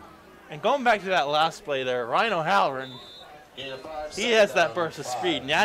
He naturally has that burst of speed. He's a hockey player, even though he doesn't. Like you said, he's not the biggest guy in the field, but you know, he still has that speed to make it. Now here's Pena, empty backfield. Facing the rush, fires over Ryan O'Halloran, first down. Culhane, and down to the 42-yard line. Excellent. The other Ryan picking up some yardage. Excellent play by Ryan Culhane, reading that and getting through that coverage there. Great job by the Minutemen to save that get a tackle there, potentially saving a touchdown for the Red Devils right there. Here's Pena in the no huddle. Empty backfield, 3 receivers to the right, 2 to the left. Pena fires. That pass is dropped. Ryan Culhane couldn't hold on to it. Bianchi was behind him, and the Devils go over to second down. Yeah. Fortunately, Culhane could not get a hold of that football there, as it just was slightly overthrown just by an inch. And now, like you said, second down. Let's see what they do here. Pena has Doherty in the backfield, who has had a big game so far. Pena, pressure on him. That pass is caught. Ryan O'Halloran tripped up by the legs by Jack Marson and down to the 30-yard line. Excellent play again by Ryan O'Halloran, once again showing that burst of speed there. 5:57 to go. We're pretty confident in this offense now. Yeah, and a great throw by Pena, Phil. He took the hit from Stevens up the middle and still delivers the dime over to O'Halloran. Here's Pena. Decent protection, fires over to McCauley. Pass falls incomplete before the ankles. And right behind him was Anthony Bianchi, I believe. And second down. Or no, that was number Jack 2 Marson. for the Minutemen. Jack Marson. Decent on the coverage despite being 5'7". Marson is a special corner who locked up Cedric Gillette 2 games ago against North Andover. And he has played stellar against Jake McCauley, the safety and wide receiver. Here's Pena. Fires over, and that pass is dropped again by Ryan Culhane. He can't hold on to it. Yeah, it's getting a little bit chippy out there. A little bit cold out there for Burlington, as the wind and the cold and a little bit too much for this Burlington offense right here. Down at 44-6. Just about 5 minutes remaining. Here's Pena, empty backfield. Drops back, sees the blitz from Lexington, fires down, and that pass is intercepted. Wow. Anthony Bianchi picking it off at the 3-yard line. An excellent drive there by Bianchi, reading that coverage, and Kyle Pena throwing yet another interception. The Red Devils taking their first shot down the field, Phil, and for once it ends in an interception. It seems like it's been the story of the season so far, Joe. Yes, and hopefully Burlington's defense, though, Phil, on the bright side, would be able to stop them short around here, maybe even get a safety. Maybe.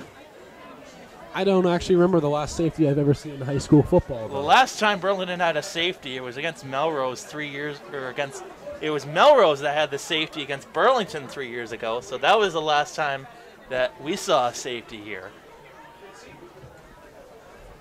Not sure the last time that in Burlington the back got of his a own safety, end zone. Fakes it himself. Sal Freelick moving up the right sideline. Still on his feet and out of bounds across the 15. Well, it won't be a safety this time, as Freelick breaking ankles with a few defenders there. And he only gets a few yards there, but got to give credit to him. Did well against strained coverage. There's not enough words to describe this man. He is so mobile, quick, agile. I don't even know what else to say without repeating myself. Here's Freelick, has Pamales with him. takes the snap. Freelick is going to run it himself on the quarterback draw. Cutting outside, Sal Freelick. And he's gone across the 26. Just a big run, another burst of speed there by number 9. As Rollins makes the tackle there for Burlington, and they'll take a timeout. And the Red Devils take a timeout, their first of the third quarter, as they trail the Minutemen 44-6. And this offense here. Some out-of-town scores in the third quarter. Woburn leads Winchester 20-14. Woburn Winchester 20-14. Big game there out at Conley Field in Woburn. Arlington Catholic 27-0. Arlington leading Arlington Catholic 27-0. That's, again, no surprise there, as Arlington Catholic has not done well in the past 2 years. Arlington, though, under Coach Ryan Gendron, they've done really well after being 1-10 last year, and it's been a complete 180 for the Spy Ponders in the Liberty Division. Leads Chelmsford 22-7. And Billerica leading Chelmsford 22-7. Again, no surprise there. Here's Freelick. 3 receivers to the right. Burlington 6-man rush. Hits it over to Pomales. Not as agile as the rest, and he is hit hard. Oh, yeah. Jordan Pomales in the carry. By at least 2 Burlington defenders there is, you know, they've... Gain of 2, second down 8. They're just pushing Pomales, crushing him right near the line of scrimmage. And it'll be a second down.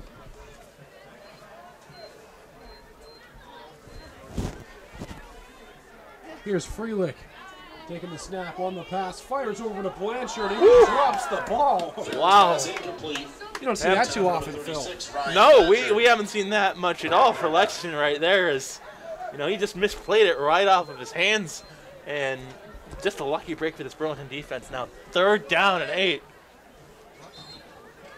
Lexington trying to avoid going 3 and out for I believe the second time this day. Burlington changing up their defensive formation, only having a 4-man rush and going back to their nickel-back formation on defense. Here's Freelick, runs it to his left, fires down, and that pass is knocked incomplete. Great play on the ball by Ryan Culhane. 4th down, Minutemen. It should be interesting to see what the Minutemen do here. We haven't really seen the kicking team on 4th down here. And they've gotten it on 4th down most of the time. Here comes Bianchi, the punter, and he's going to get set to kick this one away. This is the first 3-and-out we've seen for Lexington. All game. All game, yeah. And I'll tell you, Phil, watch out for Bianchi. When you see his punting form, he's more of an Aussie-style punter. He'll run the ball a bit to his right. It looks like he's going to fake it, but instead he'll kick it really far, and he has quite a boot. Here's Bianchi. Instead, he does it different this time. Line drive kick. Plenty of distance. Wow. What a punt. But O'Halloran chooses to run it back. Here's Ryan, and he's wrapped up with a loss of yardage. James Lane makes the tackle across the 13. And a big one, and we got a flag in the field here. What a punt, but O'Halloran decides to return it, Phil. Yeah, it's... honestly, they could have just left it rolling. But it probably would have been... They probably would have gotten better field position at about the 20 for a touchback. I think this is going to be an illegal block in the back on the Devils. Let's see what the call is here.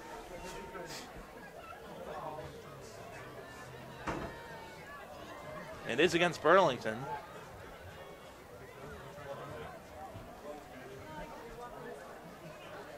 So it will be 1st down and 10. So that was a holding against the Devils and an illegal block in the back, so they're going to get hit with some yardage loss. So, holding on Burlington, personal foul Lexington. Thank you to Dan Brothers, who's clock operator today.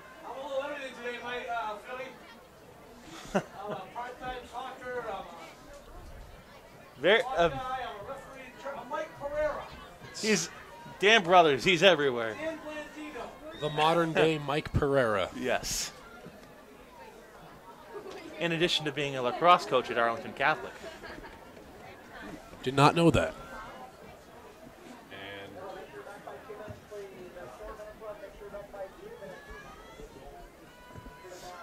penalties are holding against Burlington and a personal foul against Lexington.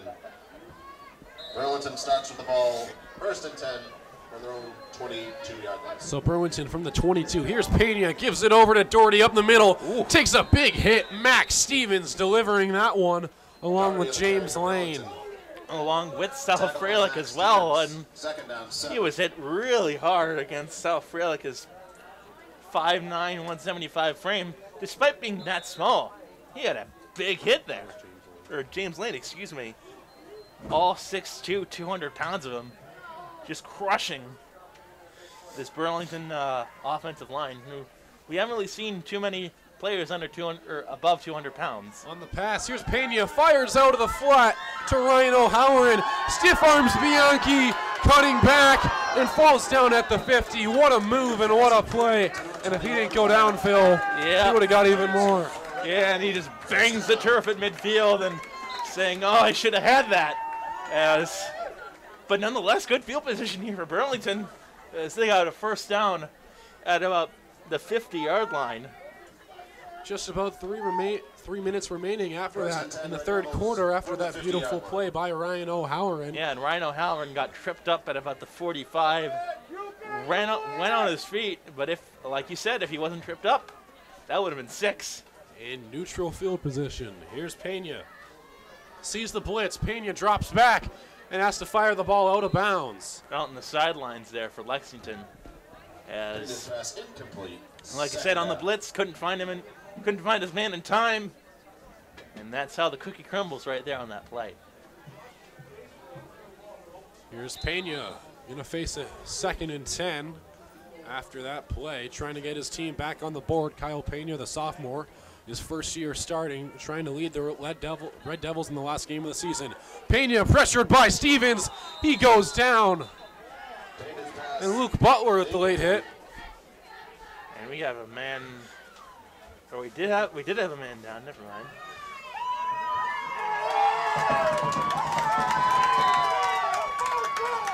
And Jake Doherty coming out here, met by a big cheer from the crowd here.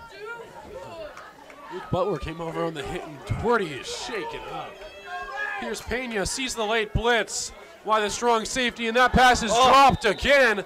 Is that a late hit on Stevens? Yep. Oh, now it's getting a little Davison shifty. and Stevens getting into it on the sideline. That's probably going to be a penalty. Yep. A bit more shoving. Surprised no flags are down yet, Phil. Yeah, I'm pretty surprised too. But despite the chippiness here, we will see the ball back at midfield. Here's Pena trying to transform his offense. Already has 1 score on the board tonight, trying to make it 2. And this pass rush is creating havoc for the Red Devils in this ball game so far. 3-man defensive fronts. Here's the blitz. Looks like offsides. O'Halloran on the reverse, and that pass is dropped.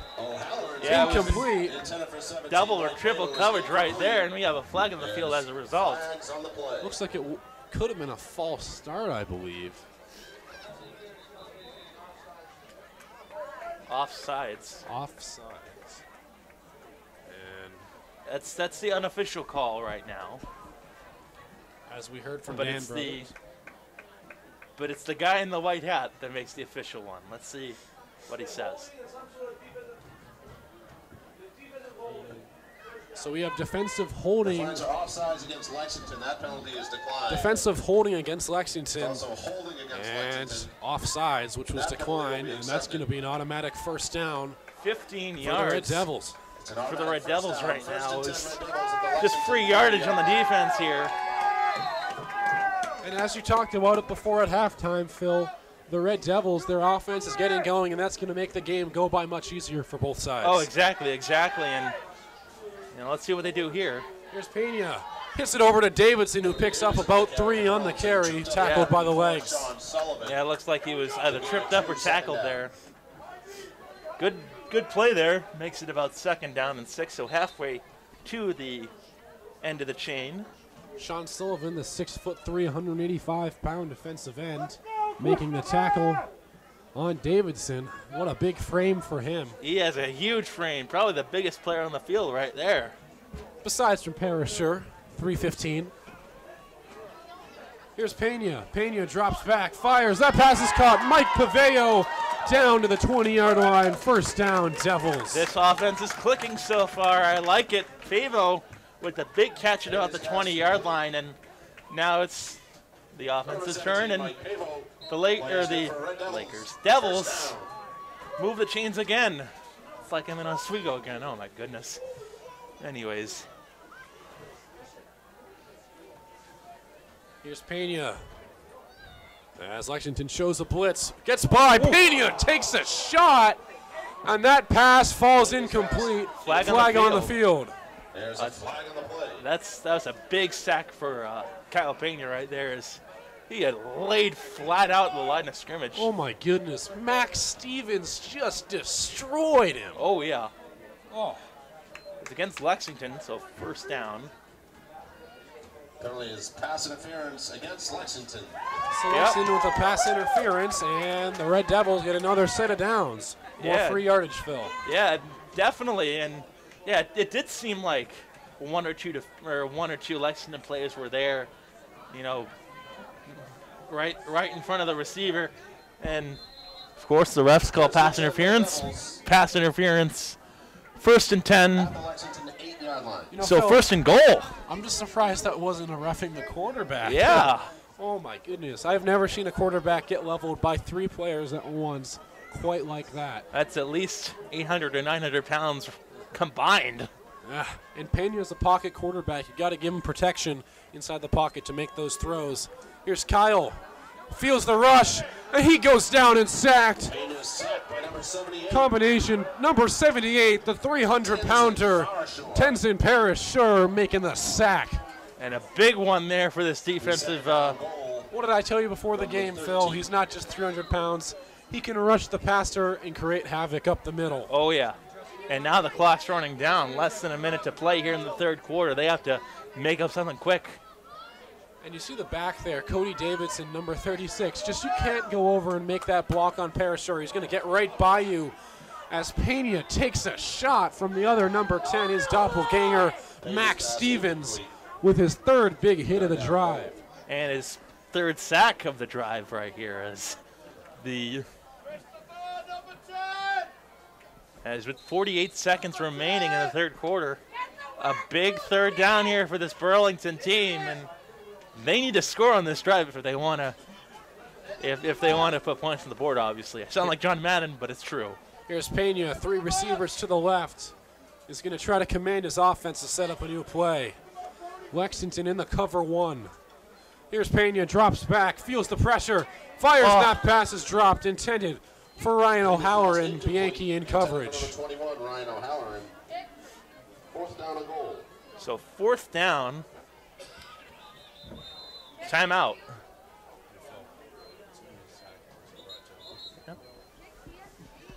Yeah, that's going to be a timeout Burlington. for the Red Devils, as that's a fourth down with 43 seconds remaining in the third quarter. So was it 2 sacks and incompletion on that drive right there? No? And that was 0 sacks as some of the balls went out as incomplete passes. Pena was just able to get the ball out of his hands. So 40 again. Oh yeah, right. So 2 quarterback hits there. And now both teams in their huddles trying to get going. And Burlington trying to get back into the game as they're down 44-6. And Phil, I'll tell you, this is going to hurt our good friend TJ Horgan. If the Falcons can blow a 28-3-point lead, Lexington might be able to blow a 44-6. I don't know about that one. Their offense is just too potent. Their defense is just too good. If you're listening, but, you know, again, in football, anything could happen. If you're listening, TJ, I'm sorry. I had to make that. Besides my fantasy football team being saving Matt Ryan, I had to make that joke. Yeah. Now here's Pena with no jokes for him in the shotgun. Drops back on the 4th and goal. fires. Oh, Howard misses the catch inside the end zone. Oh, Turnover man. on downs. Lexington will take over. And First down and 10. that's obviously not what you wanted, and that was just overthrown by Kyle Pena, as we've seen a whole lot of that this season. And that about sums up the game for the Red Devils, as it's just been a lot of mistakes and a lot of mishaps when it comes to catching the ball offensively. And what a heartbreaking play, as everyone in the crowd at the same time was just shocked. Even me.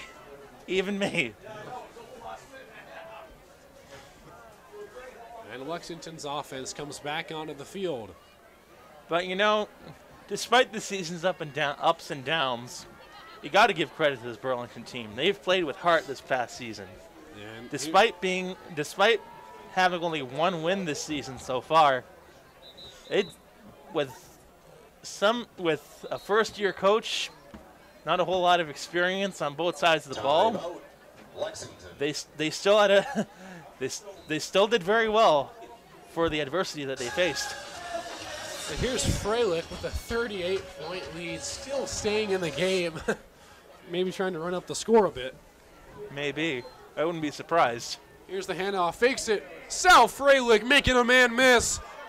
We've seen this throughout the night, and finally wrapped up and hit down. Jake Doherty. Leveled again is Jake Doherty, but he makes the touchdown-saving tackle right there. As you know, Sal Freilich. What a burst of speed from him.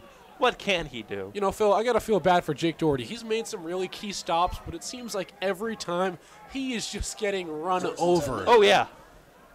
Especially with a small frame right there. That can't be good. You're Jake Doherty. I worked out with him during the offseason in the winter, and he's a pretty small kid. He can make some great tackles, but his size is just his disadvantage. Freilich wrapped up, but here is Pomales on the carry, on the draw, and he picks up about 4 on the drive. And with 11 seconds remaining, they're going to let the clock tick down, and that's going to be the end of the third quarter, as the Red Devils are down 44-6 here at Varsity Field in what has been a one-sided affair in favor of the Lexington Minutemen. Hasn't that been the story basically all season for the Minutemen? Besides the Everett game and whatnot, still, it's been a one-sided affair against basically all of their opponents. Well, on the upside, Phil, at least for the Burlington Red Devils in the future, we can know that since Freilich is graduating, this team will not be the same. Nope. So maybe next Thanksgiving, we might storm into here with a more experienced team and get a W. Hopefully. It might be the same story as 2015, when we saw Jeff Costello, the last quarterback for Lexington, graduate, do a postgraduate year of Buckingham Brown and Nichols. They won the New England title last year, by the way. Jeez. Or the New England prep title last year. And, you know, Sal Freilich and Lexington, they didn't do well. They were 3-8 to end the season. But, like you said, you never know. But it's the only way for this Burlington team after this season is up. And I see a lot of bright spots here for this Burlington team. Here's Freilich. Fires over to Blanchard. Blanchard, he's wrapped up and loses the football near the 28. Big tackle for loss by the Red Devils. And a loss of yards at that, too. We haven't seen a whole lot of that. And that's a good stop for the Red Devils, trying to get their confidence going up. And I'll tell you, this fan section has a good amount of people here, but look at the other side, Phil, at the Lexington fan section. It is stockpiled, Phil, and people are even up on the grass. So that really shows you how strong their supporters are. And it's essentially what Thanksgiving Day is like here in Burlington and Lexington. Actually, Lexington used to have bleachers on the other side of the field, but now they only have one side. But it's still strong support both sides or both years. Escapes a tackle. Sal Freilich out of bounds and tackled for a loss. Sean McGilvery comes over. Late flag on the field. Freilich at the carry. Pushed out of bounds by 44, Sean McGilvery. Flag on the play. Well, let's see what they say here. What do you think is it, Joe? I could not tell you that one, Phil. It might be a hold on Lexington. So, from what we hear, could be a hold on Burlington and Lexington, and those penalties might offset. And let's But wait for the call. wait for the man in the white hat. Indeed. 2 fouls. And 2 fouls in the play. So Lexington gets hit with the holding. And Block in the back. illegal block in the back. Gets Only accepted. so second and long, Minutemen. real long. And that's going to be a 10-yard penalty, second and long for the Minutemen. It's probably the second longest 3rd and long. distance we've seen all season. We saw a 3rd and 30 this year against Stoneham. We saw a 3rd and 33 against Watertown 2 years ago. So 3rd and 26, rather. Here's Freelick. He can deal with it. Fires over to Montillo, who drops the football. Incomplete. 4th down, Minutemen. And they're probably just going to send their punting team back in. And here's Bianchi, excuse me, to come out and punt this one away. And he is a fantastic punter. Oh, You yeah. haven't What? You haven't seen the best from him, Phil, too much in this ball game because they've been scoring up the board a lot. Yeah. When they played North Andover and Everett, he was changing field position by at least 40 or 50 yards. Wow. That's So- huge. I'll tell you, he can run to the right about 10 yards, fake it if he wants to, but instead just clear the ball downfield. Mm-hmm. And he has a couple extra blockers as Burlington is going to commit to blocking this punt. Here's Bianchi, line drive kick, not too impressive. And O'Halloran's going to recover it. Is it loose? They Did say he they have touch the it? football. And the Minutemen have it. Wow, in a way they get the onside kick. That's amazing. And it So- looks like it hit O'Halloran's foot. Yeah. And the Minutemen recover. And I would not want to be a part of this Burlington huddle right now. As you can tell, the coaching staff is just furious. Yeah, Coach McKay is just livid on the sidelines right now.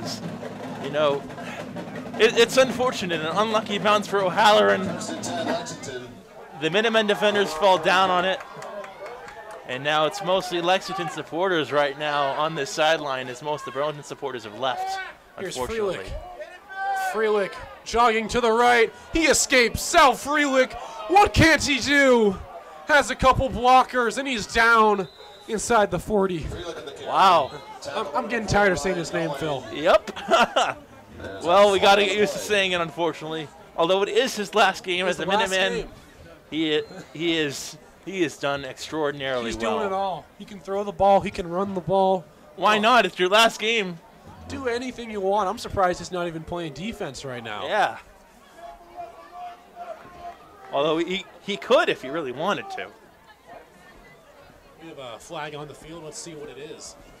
It's a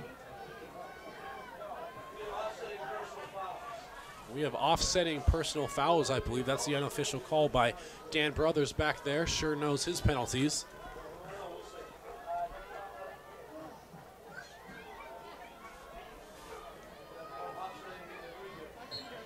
And that's just going to be a redo. So 1st down for the Minutemen. Here's Freelick, has Pamala's with him. And Lexington brings in some of their backups for wide receivers, number 24 and number 12, Mead Reynolds, and number 12, Gabe Van Eman. So we're getting to that point where we're seeing the backups coming in for Lexington. Blanchard and Monzillo to the right, has Monzillo in motion. Takes a snap, gives it over on the jet sweep to Monzillo. Taking up the left sideline and out of bounds across the 50, hit out of bounds by Jake McCulley. And he slipped down on the turf at about midfield. A great burst of speed there by Noah Monzillo, the senior wide receiver, 6 foot 175. And that makes it 2nd down and 3. Good yardage there for the Minutemen right there. Up 44-6 over the Red Devils. So changing a bit as their JV squad looks to jog in, changing out their offensive line. So hopefully the Red Devils can make some plays defensively here. Maybe get after the quarterback for the first time of the night, but I don't know about Sal Freilich. I think I made a bit of a mistake of words there, Phil. I mean, even if your offensive line isn't blocking Freilich, he can escape just about anything. Oh, yeah. Here's Freilich, joggles the snap a bit. He's going to run on himself. That's almost a first down, and he is knocked down as Freilich took a shot. Wow. Flag on the field, nonetheless. It's good to see the Red Devils kind of retaliate and finally make Freilich say, hey, we know you're running the ball a lot, but we can actually hit too. Yep. Holding against Lexington. And Lexington gets hit with the holding penalty, and that's going to bring them back some yards. Oh, they're up 44-6 at this point. You know, if you have your JV squad in the fourth quarter, Burlington could get at least, you know, a touchdown or two. But 14 for Lexington. It's all but over here for this Minuteman team. They're Burlington done. with their seniors trying to get their last plays, as this could be the final game of their career. On the carry for Lexington. And for most of them, it is their final game of their career, including Sal Freilich.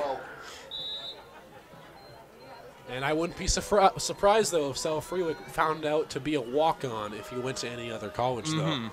Because as Dan Brothers said before, he looks like an SEC type of quarterback. Yep. If I were him, I'd just transfer over to running back and be a quick, agile guy. Here's the pitch over to number 40, who was wrapped up after the late hit. That was Joe Tibbles, the junior running back on the carry. Only 5'8", 145. Pretty small guy. But a great burst of speed by him. Fourth down. And that's going to bring up a fourth down for the Minutemen. And we haven't seen too many of these, Phil, throughout the game. Probably their third of the night. And it's been very good conditions for this Thanksgiving Day game. Not too cold when it comes to it. I remember, I think about 3 or 4 years ago, Phil, as you were talking about before, it was absolutely frigid out here. It was. Game time temperature 4 years ago in 2013. It was 19 degrees out. And the wind. And the wind, too, yeah. It was probably worse than the Oswego wind that I experience all the time. You know, you get 70-mile-an-hour gusts basically all the time. Here's the junior. In freezing winds. Bianchi on the punt, and that takes a backwards roll, and they're going to stop it just around the 35-yard line. Bianchi, the junior, will definitely have another year to play and make his impact felt. And the offense comes onto the field here for the Red Devils, and Coach McKay having a talk with his quarterback, trying to get something going offensively as time is slipping away and not in the Red Devils' favor, as they're going to try to make the scoreboard at least respectable with their last game of the season.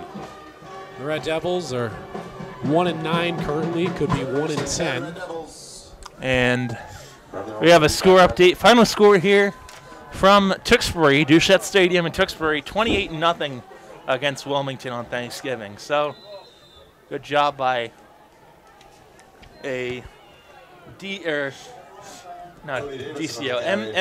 team against the Middlesex League team in their 80th game. Cody Davidson on the carry in for the Red Devils, the senior, getting one of his last touches before he's sent away to his college. 28-7 in favor of Watertown with 8:27 remaining. That was as of 20 minutes ago. It's Here's Pena. Fires over to O'Halloran, who dives and hits the turf at the 41-yard line. To number 21, Ryan O'Halloran. And O'Halloran's going to be short of the first down. And another final here, at the end of the third quarter, Stoneham 18, Reading 14. Third down, 4. I'm just reading out final scores here for you. And this will most likely end in a 44-6 win, or maybe even a 50-6 win, or even 44-12, if Burlington so desires.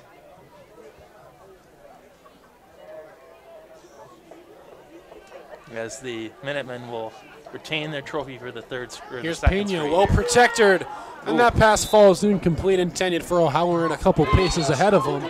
And there's a bit of a scramble up by Pena. We got flags immediately on the field there. That was Dylan McKinnon trying to protect his quarterback after the late shot. And I'm not surprised that this is getting a little bit chippy here Lexington up 44-6 right now, and you know, emotions are flying high. And let's see the call. It's almost certainly going to be against the Red Devils, I believe.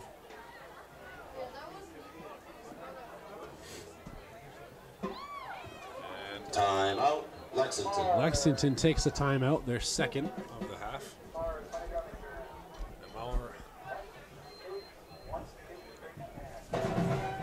you might take a photo.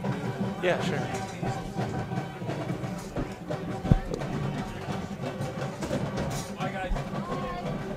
As we'll see back in the timeout. And Dan Brothers giving us insight here. Dan? Well, you know what? This happens sometimes. This is sports. Yeah. This is athletics, okay?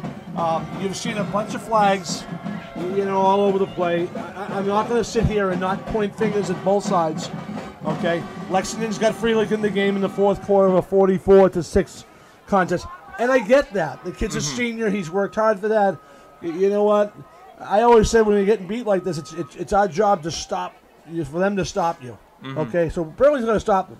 That being said, Burlington's not out of the woods on this one here. They're whacking some people, and quite frankly, I can't blame them. If you expose your better players at this time of game to whack somebody, I can see it. So that's what happens. All right, thank you, Dan, for your great analysis and insight. Burlington will make it 3rd and long.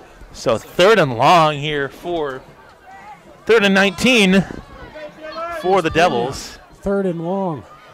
Takes the snap, well protected, fires down for O'Halloran again, and that pass falls incomplete. No flag on the field, definitely Just pretty inches short. controversial. And now we're There's going to a wrap punches up in the thrown. backfield. Couple Pushing and punches. shoving and punches thrown. My goodness. And Burlington's fired up. And again, if you're down by, you know, 5 or 6 touchdowns, you're angry. You're fired up.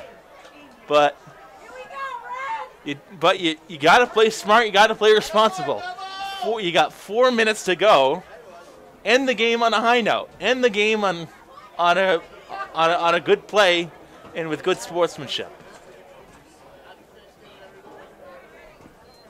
Just reduce the chippiness, and you know, like in hockey, you need to be well disciplined to reduce chippiness. You gotta be more disciplined here, as you know, like I said, they're fired up.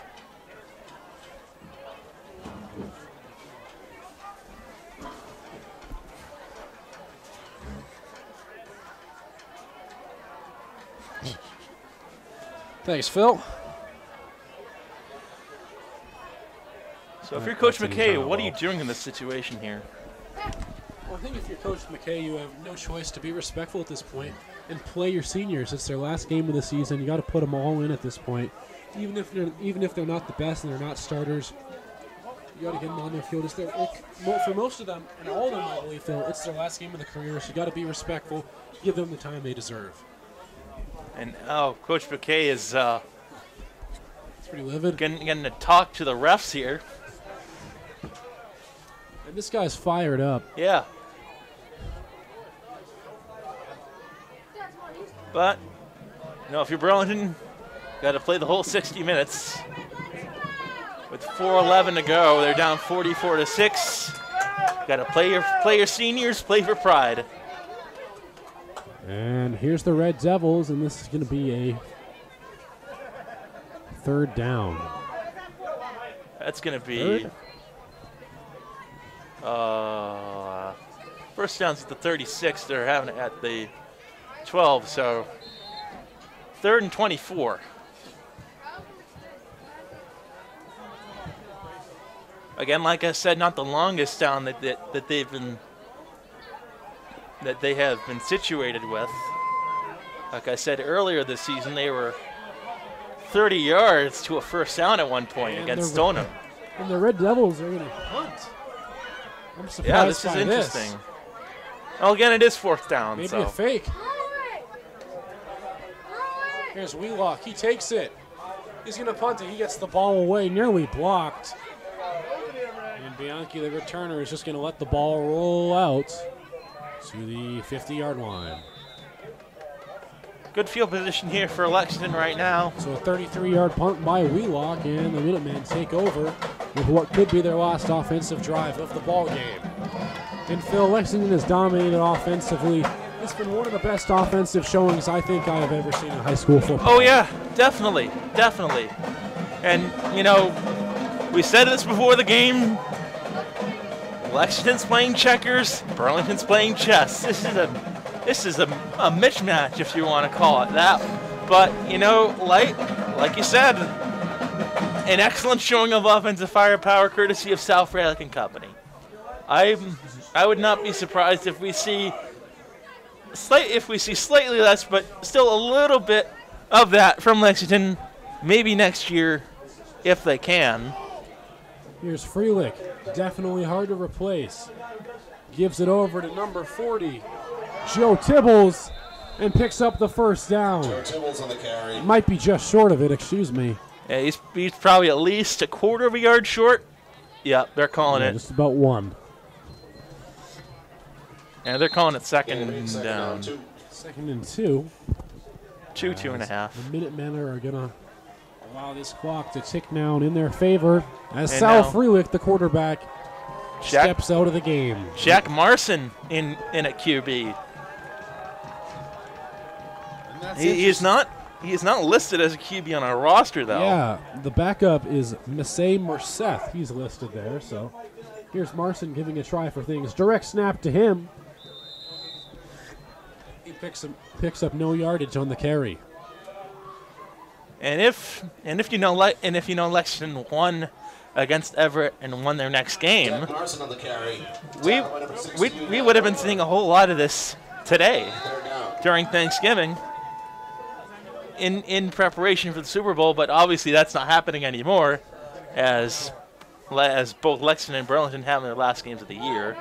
Here's Tibbles into the secondary and picks up the first down across the 34-yard line. And more, about 5 yards or Tibbles on so. the carry. Good for Lexington, first down. And as you were saying, Phil, Lexington lost to Everett in their round of the playoffs, so Everett's going up to face off against Zavarian Zavarian brothers, I believe. for the second straight year, though.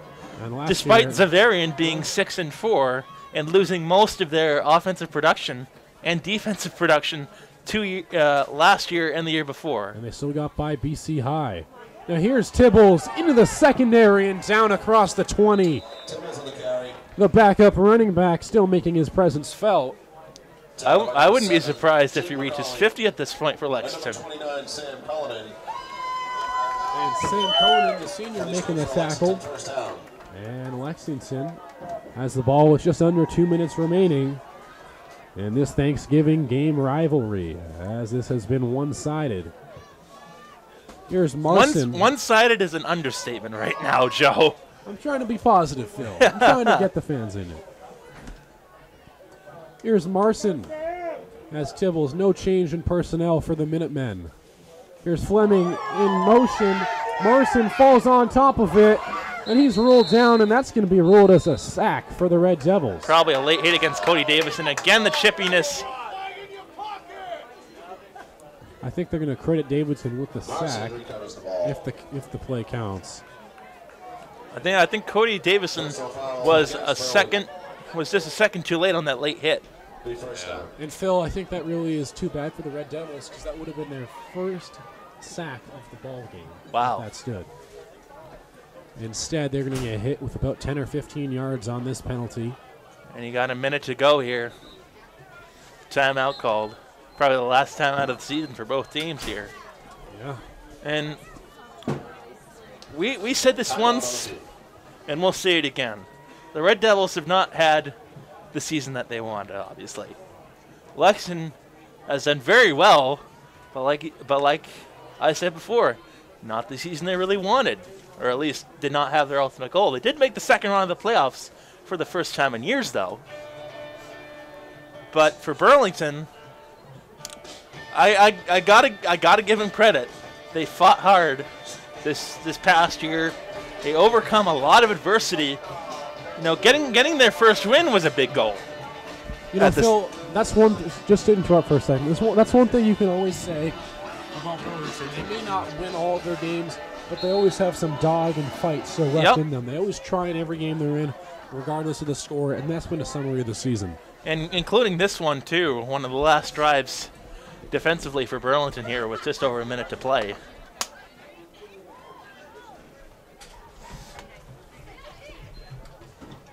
And here's going to take a knee is Freelick. Running the clock tick down below a minute. And coming up could be their last offensive snap of the game. Phil, how funny would it be to see a fake Neal touchdown pass? That would be very interesting. Although I doubt this is what would happen here. Pretty sure both sides would break out in a brawl. 45 seconds to go. The clock's just going to run down. I'll take over. I'll call this last one. And here it is. Last play of the game here. 1st and 10. 30 seconds to go. Victory formation for Freilick. He takes a knee. As he will get another try to take a knee. Both teams hugging each other and whatnot. As this ball game is over. Your final score here from Varsity Field: the Lexington Minutemen 44, the Burlington Red Devils 6. It's been a wild ride for myself here and Joe Viscioni. A great season, not the season they wanted, obviously, but you know, a good try for Burlington nonetheless. They had the offense clicking, the defense did well, but you know, a loss is not without a good fight for Burlington here. And I'll tell you, Phil, it's actually impressive in this game that the Red Devils only held Lexington to 44 points. We saw earlier in the season Lexington played against Belmont. When Belmont, they put up 45 points against Belmont in the first half. So Burlington walks away knowing that they put in their extra effort. They had a good season. They were able to accomplish a lot despite the record. A lot of their star players, including the sophomores, had a very good season. And I think if you're Burlington, you should be proud of your effort today. And Dan. Hi, boys. Had a little fun the last 5 minutes, didn't we? We did. Like I had jumped in and said, you know, I've worked my way back up here to the booth, and, you know, sometimes it happens, but, you know, if you sit there, take the lasting image of what happened.